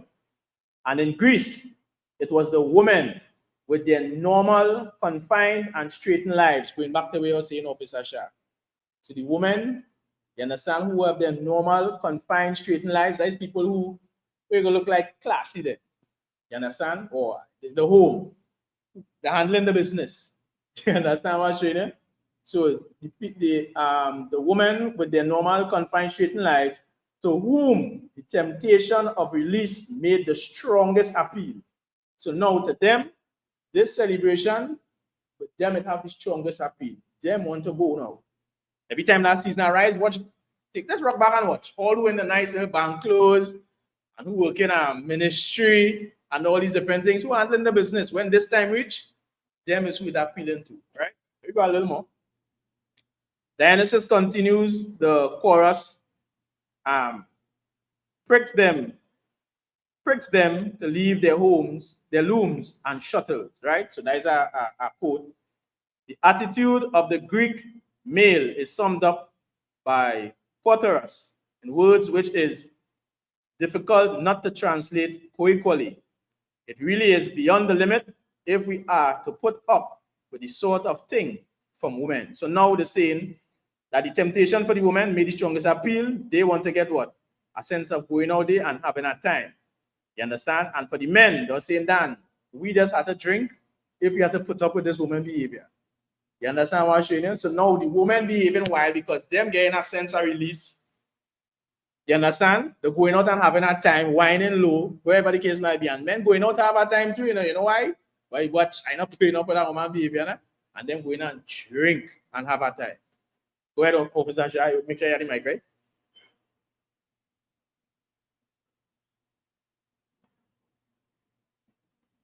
Yes, like you sir. Go ahead.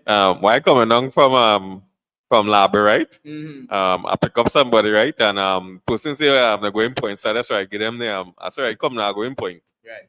While I going point now, this fella now talking to me and thing. And he said, boy, the strangest thing that's happened to me and thing. Right? So he say about 2 days before he wife tell him about he want to go juve and thing, right? He said, now you're not going no juve, you have to stay home. So I go to stay home, everybody going juve. So he say, nah. We say I could go camp. He say, well yeah, I could go camp. Like she used the camp now for she husband to free him up, right? To free she up. So he say she tell him how she wear glasses. She wear glasses to go camp and her sneakers. Right. So no problem. So while now he in the juve now, so he go on the juve. That's why now saying the man go in the juve, right? So listen this happen now. So he now with the partners and thing. He say how he tell the partners, you see this darky boy? Wait, this darky because she have one glasses and thing. But he say, but somehow the other this darky walking like his wife. When he reach up close, that's why now talking about how the woman be appealing and want them free up. That's why when he reach up close, is he and she not short pants or she behind outside. He say but wait now, that my wife. He say oh he does sleep and my wife pick him up and bring him down the road. He didn't believe his wife outside. No, there's the season for that. It come like the Christmas season, Valentine's. You understand?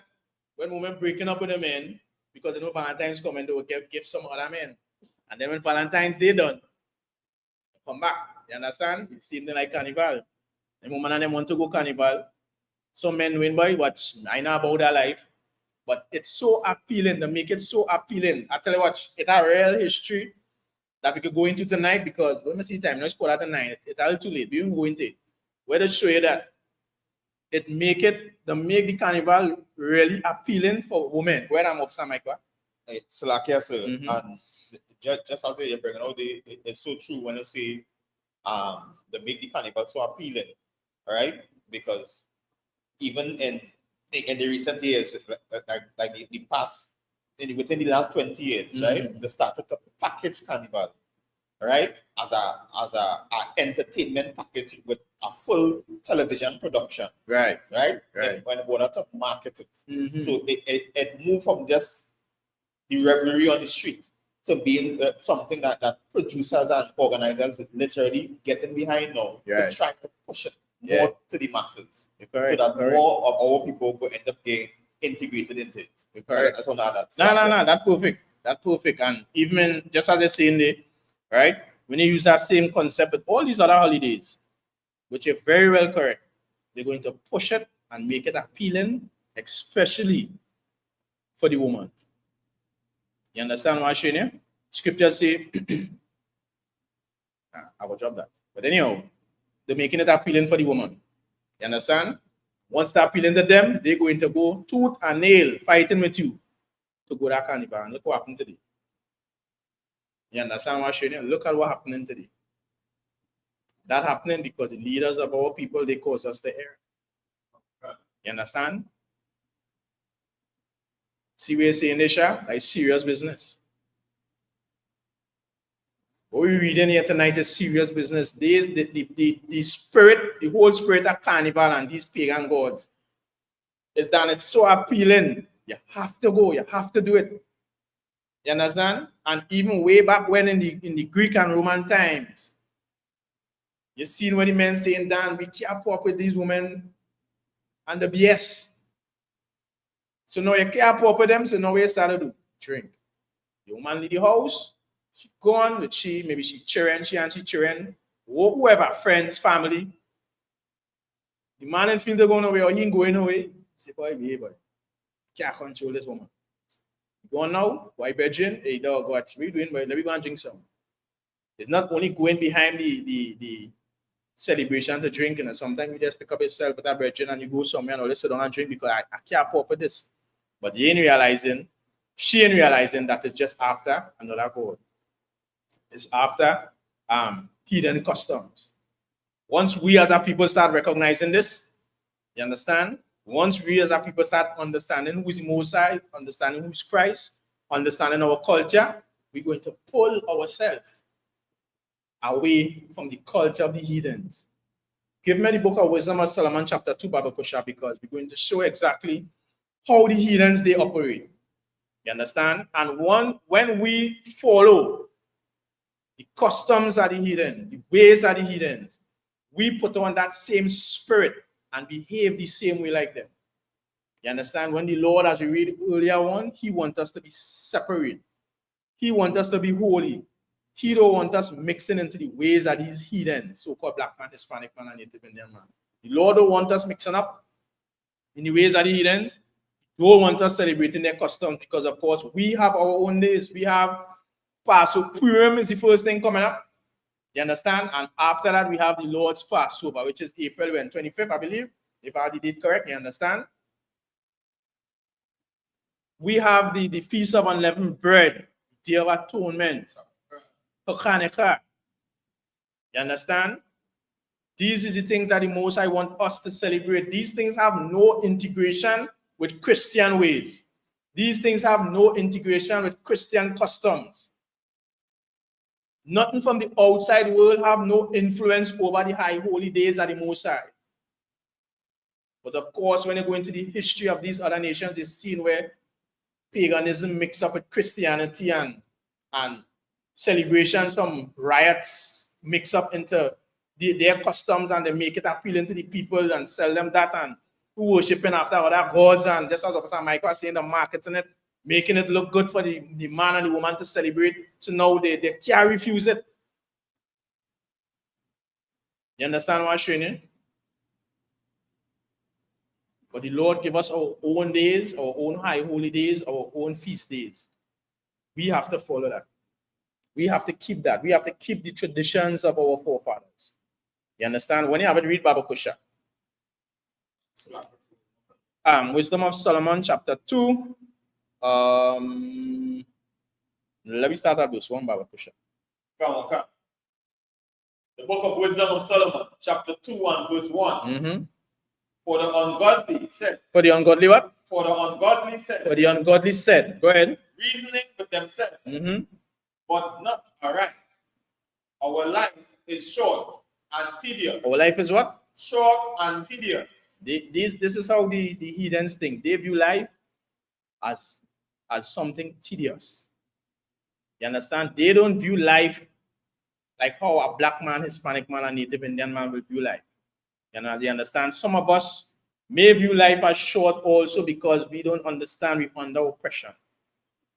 We don't understand all these other races. They have their foot on our neck. So that is why you might see these brothers and these gangs, Muslim, Rasta, 6ix9ine, whatsoever the case might be.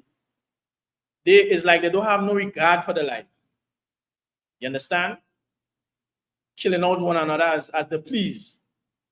But this is the spirit of the oppressor. You understand? As something happened to the oppressor, some strain or whatever is either hanging, drinking poison or whatever the case might be. You understand? But the heathens, they say that our life is short and tedious. Go ahead. That's why you find so much of them in skydiving and doing all kind of daredevil stunts and all these kind of madness. Go ahead. Our life is short and tedious, and in the death of a man, there is no remedy. And in the death of a man, it have no remedy. You understand? Meaning that there's only one life to live. That is how they view it. We have one life to live. Life short. We're saying, boy, boy, we have one life to live, boy. Let me go outside there and do it. You understand what I'm showing you? Go ahead. Neither was there any man known to have returned from the grave. And the same Dan, who you know come back from the grave? Let me go and drink and fet and revel and serve Bacchus and Dionysus, these pagan gods. Because who you know come back from the grave? You understand?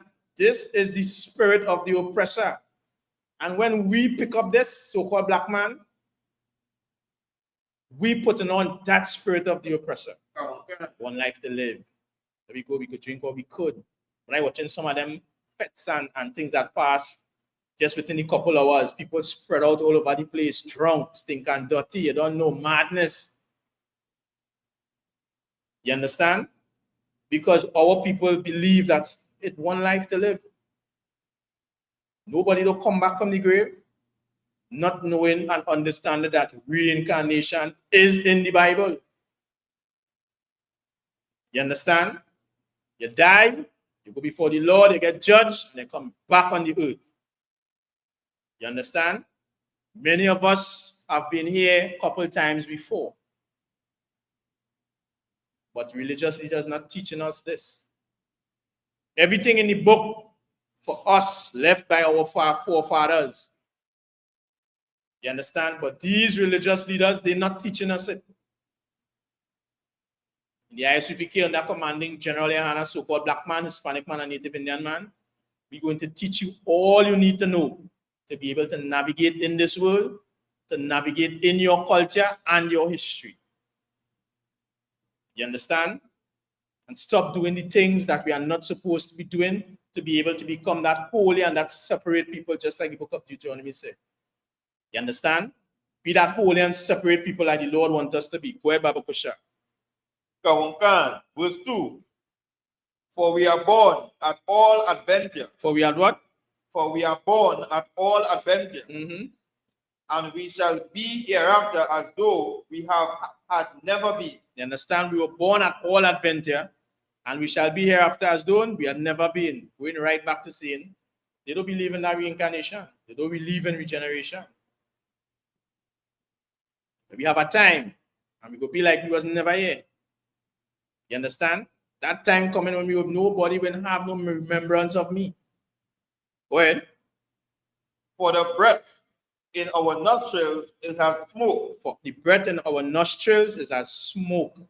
Meaning, boy, watch, one life to live, that going and fade away. You understand? So we seen it now, you could see smoke now, and then in a minute, gone. Breath in our nostrils is as smoke. Go ahead. And a little spark in the moving of our heart. And a little spark in the moving of our heart, that going and stop. That going and out. Go ahead. Verse 3. Which being extinguished, our body shall be turned into ashes. Which when it gone, when that breath leave our bodies, that spark or that moving of the heart stop. You understand? Our bodies shall what? Turn into ashes. Our bodies is going to turn into ashes. We dead. You understand? Let me live it up now. Let me revel. Let me have a time. Let me eat as we want, drink as we want, have sex with who we want. You understand? Because in a minute, smoke from your nostrils, the beating that we had, it going and stop. And everybody just going and turn right back to ashes. But they don't understand that when they die, you're going to come back. Go ahead. Kawankan. And our spirit shall vanish as the soft air. And our spirit shall vanish as the soft air. Go ahead. Verse 4. And our name shall be forgotten in time. And our what? Our name shall be forgotten in time. And who go remember we, right? We go have a time, boom, boom, boom, we dead. Remember we for a few days, yeah, but I'm on this real party, but I'm on this real drink, boy. But over time, who go remember we? Gone. You understand? Go ahead. And no man shall have our works in remembrance. And our life shall pass away as the trace of a cloud. And our lives is going to pass away just like the trace of a cloud. So-called black man, Hispanic man, Native Indian man. This is exactly how the oppressor thinks about life. You understand? This is someone who they I shouldn't say like cherish life, but they don't understand life. Think partying and reveling and having a time, doing what you want, eating what you want, drinking what you want. When they're dead, that is it, they're done. Those so-called black man, Hispanic man, Native Indian man. You understand? Even way back when, way back then, when they look back, just paraphrasing, right? When Moses went up in the mount with Joshua, I think Moses went right up, but Joshua, he stayed halfway or something like that. When Moses get the tablet of stone and he coming back, Joshua was asking him, he say, what noise is that here? You understand? But Moses was asking him something like that. Give me the book of Exodus, right? Oh, okay. Give me the book of Exodus.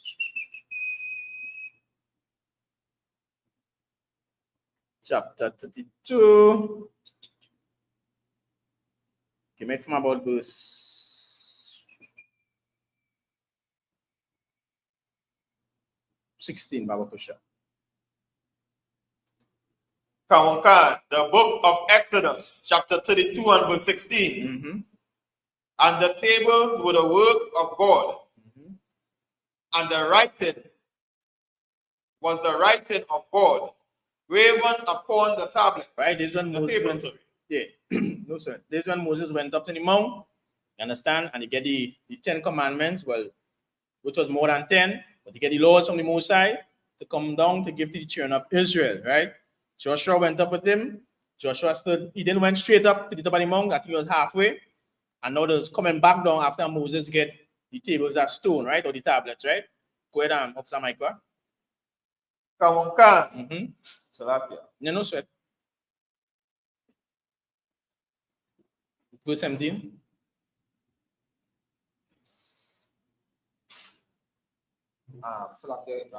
Exodus chapter 32 and verse 17.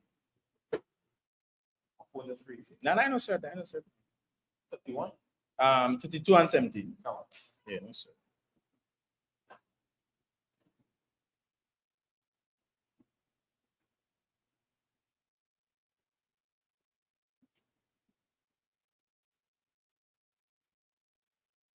The book of Exodus, chapter 32 and verse 17. Go ahead. And when Joshua heard the noise, right? So Moses was going back down, Salaki, right? Moses was going back down with the laws. You understand the tablets of stone, and then Joshua heard the noise. He and Moses going back down. Joshua started hearing noise. Go ahead. When Joshua heard the noise of the people as they shouted, he said unto Moses, there is a noise of war in the camp. And this is something we have to watch. You understand? This is something that we have to take into consideration. This is something that we as Blacks, Hispanics, and Native Indians come into the truth, come into the knowledge of who you are. You understand? We have to be able to listen, right? When the prophets of the Lord speak, especially in these records. You understand? So it's saying when Joshua heard the noise of the people as they shouted, go ahead. He said unto Moses, there is a noise of war in the camp. So now Moses is saying, Joshua is saying, Moses, here what's going on? I hear a noise of war in the camp. Go on a little more.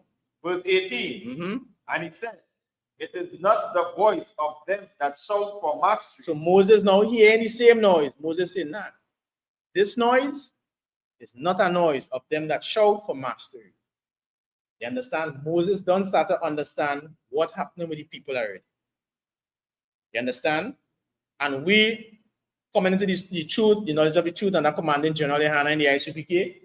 This is the airs that we had to have for the people outside. Moses don't start to realize, nah, there's not people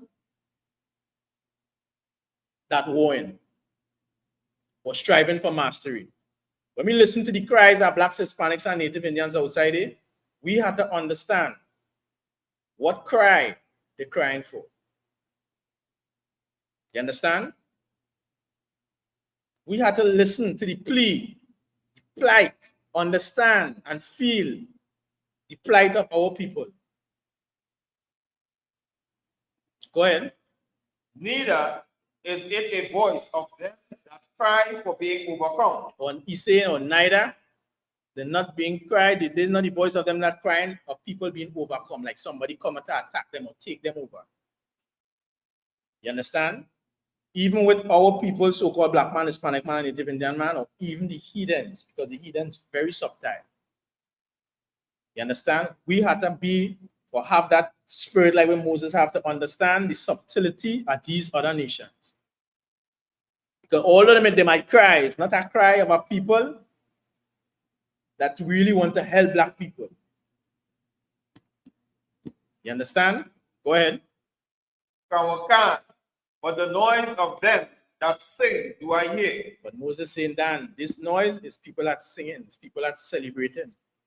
Go ahead to verse 19. Verse 19. And it came to pass, as soon as he came nigh unto the camp, that he saw the carts and the dancing, and Moses' anger waxed hot. You understand? So now as he come near the camp, he saw what? The dancing, the golden calf, because these people started to celebrate what?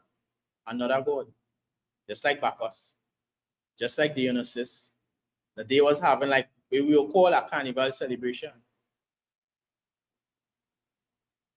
You understand? These things was happening way back when. Now, when they do this, what they was trying to show? They was trying to show we want to go back into Egypt. We want to keep the ways of the heathens. You understand? We don't want to follow what Moses went up in the mount for because they done fame dead already.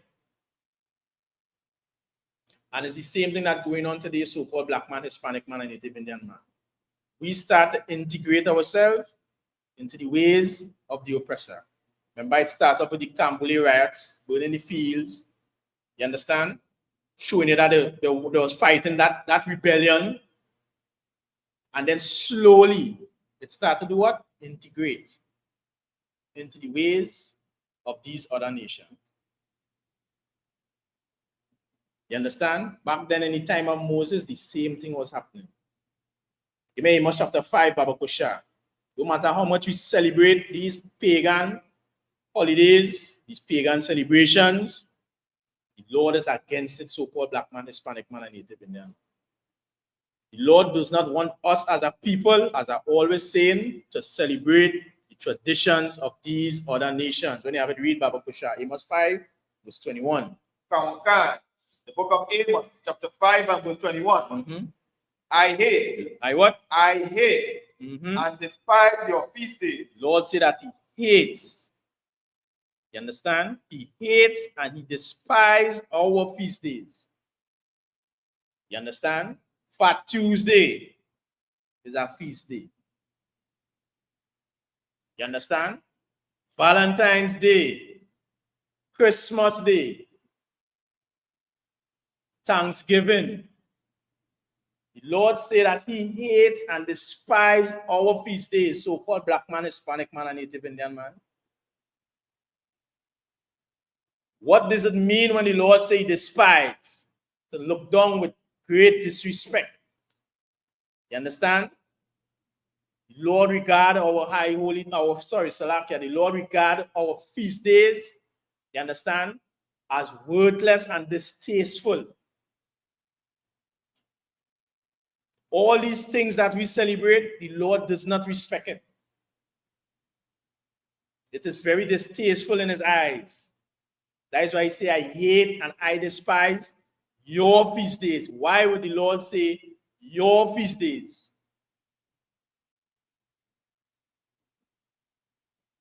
Because of course, this is what we pick up from these other nations.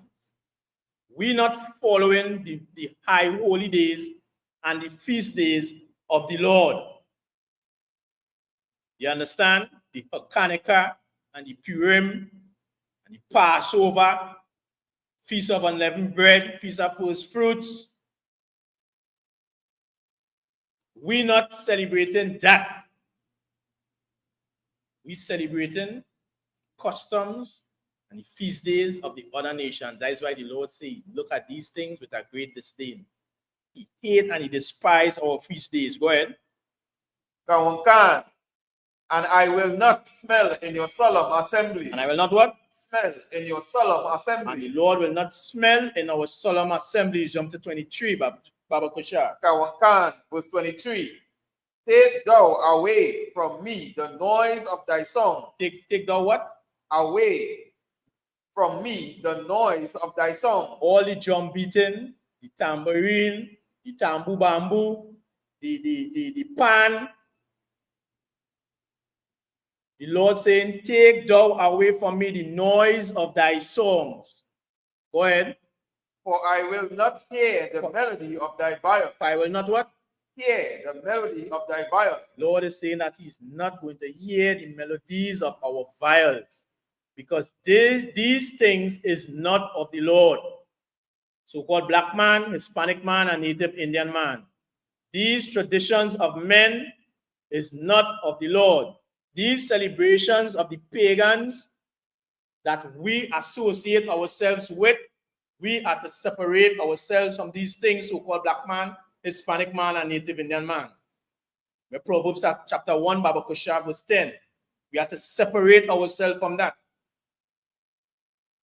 You understand? This Proverbs chapter 1 going right back to where Officer Shah was saying. The girl said she wanted to go camp, Officer Shah, and she ended up in the Bacchanalia celebration.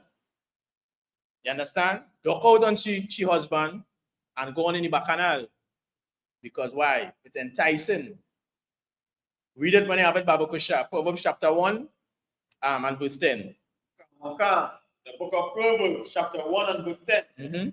My son. My what? My son. My what? My son. Lord is referring to you, so-called black man, Hispanic man, and Native Indian man, as his son. Just like you as a father and you have children, you're going to admonish them in the same way. You're going to correct them in the same way. The Lord is telling us, we are his children. My son. Go ahead. If sinners entice thee. If what? If sinners entice thee. If sinners entice thee. Go ahead. Consent thou not. Do what? Consent thou not. Do not consent to what sinners enticing you in. Well, let me go carnival. Let me go and drink. Let me go under all these drugs and alcohol. Let me drink in excess. Let me eat and drink where we want. We'll come back next day. Let me have a time. Just like we are reading the book of Wisdom of Solomon, life short. The Lord is telling you, so-called black man, Hispanic man, and Native Indian man, if sinners entice thee, do not give consent. You understand? 1 Thessalonians chapter 5, verse 22, Baba Koshar. Do not give consent. Do not follow unto the ways of sinners. The Lord says he wants us to be a holy people, a separate people unto himself. The Lord wants us to be above all people. Deuteronomy 7 and 6. The Lord wants us to be above all people that are upon the face of the earth. How could we be above all people and sinners enticing us? How could we be above all people and we're trying to integrate with these other nations, with these other races? You know the amount of sin and lust and adultery taking place right now with this carnival celebration, with this carnival season. You understand? Because it's not stopping from since the March grass start, the Juve, it's not stopping until Ash Wednesday. And I am talking about 12 o'clock in the night. That is morning when sun hot. So it's 3 days, a bare revelry, nakedness, drunkenness, violence, prostitution, pedophilia, everything going on take place within these 3 days. When you have to read Baba Kusha, 1 Thessalonians. The book of 1 Thessalonians. We have some more to go through, but probably next time, right? We will just close up with this first Thessalonians because we didn't go through Tammuz, which also tie into the Bacchanal celebration. You understand? Even going straight into Easter with all the hot cross buns, because of course, remember the carnival leads into the Lenten season. The Lenten season leads straight into the Easter celebrations, right? Of course, Easter is not to be celebrated by the so-called black man, Hispanic man, and Native Indian man, right? Our day to celebrate around that time is the Lord's Passover. You understand? When the Lord smite all the Egyptians, the firstborn of the Egyptians, that was a glorious time. We're going to get into that as the time going along when it's coming closer to that Easter celebration, right? When you have to read again, Baba Kusha, Professor Michael?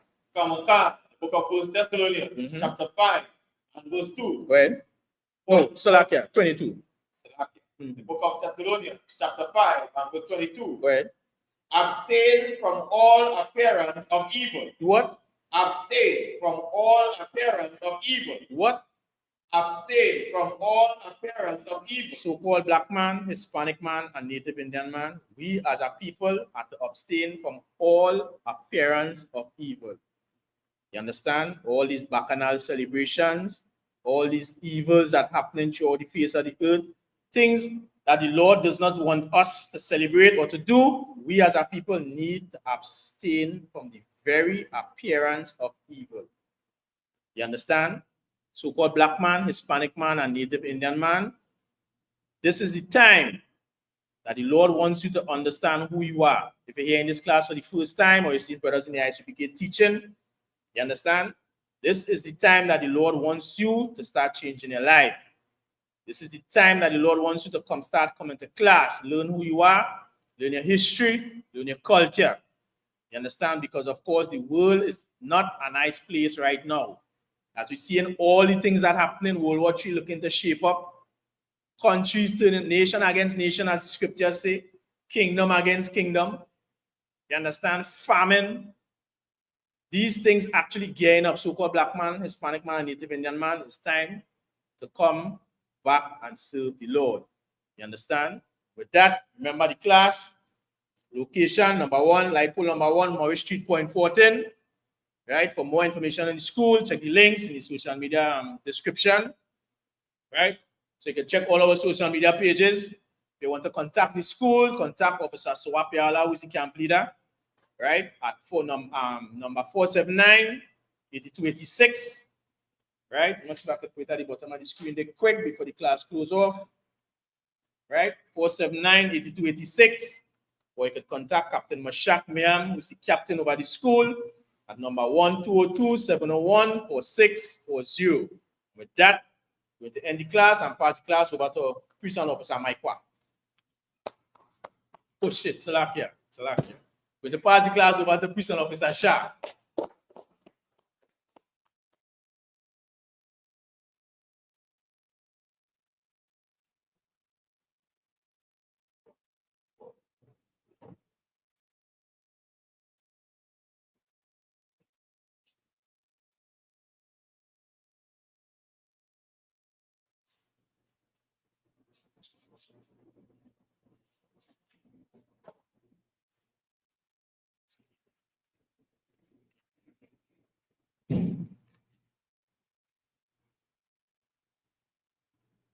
Security announcements. We had the ISCPK out of 122 Street Hall, New York, under command in General Yana.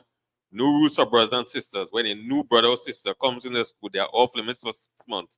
They are here to be saluted only. They are here to shed themselves of the world.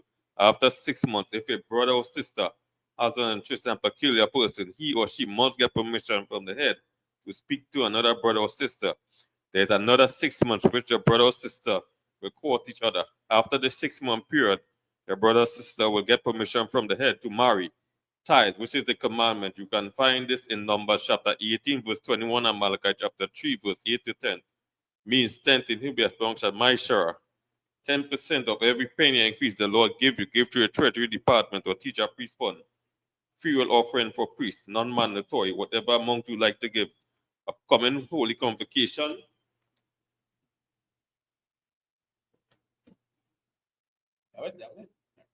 That will be Purim, that will be the 14th day and the 15th day of the 12th month. That will be Tuesday, the 13th March, and Friday, the 14th March. You can find this in Esther, book of Esther, chapter 9, verse 20 and verse 31.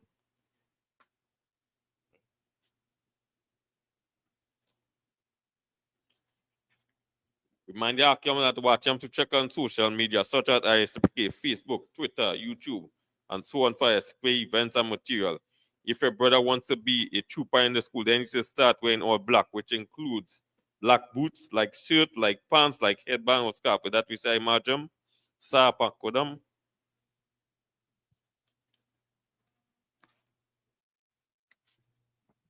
We're going to say Lord's Prayer in Hebrew. Abanawa, Shabashamayam, Kodash, Aya, Shamka, Yahweh, Lakoka, Aba'a, Ratizaka, Aya, Aisha, Baratiza, Kawa, Aya, Bashamayam, Natan, Nanawa, Lakam, Kal, Yawam, Wasilak Noah, Kabuwaki Noah, Kasilak Noah, Kabuwaki Noah, Wala, Tabiya Noah, Basawan, Abol, Oshai Noah, Mayan, Rai, Kaya, Laka, Malakwa, Waala, Wataparat, Ailumyam, Aman.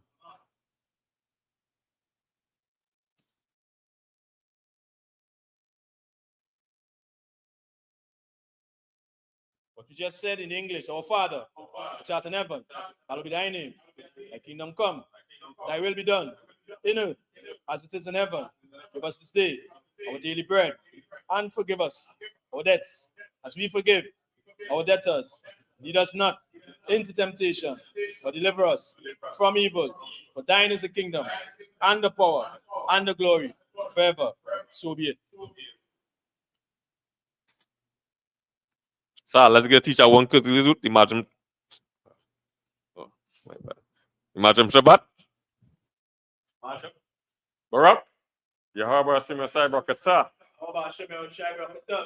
Yadmatah. So let's get sisters and line one cause imagine Shabbat. Imagine Barak. Yahweh Shemaya Tan Bashim Yoshai. Yadmatah.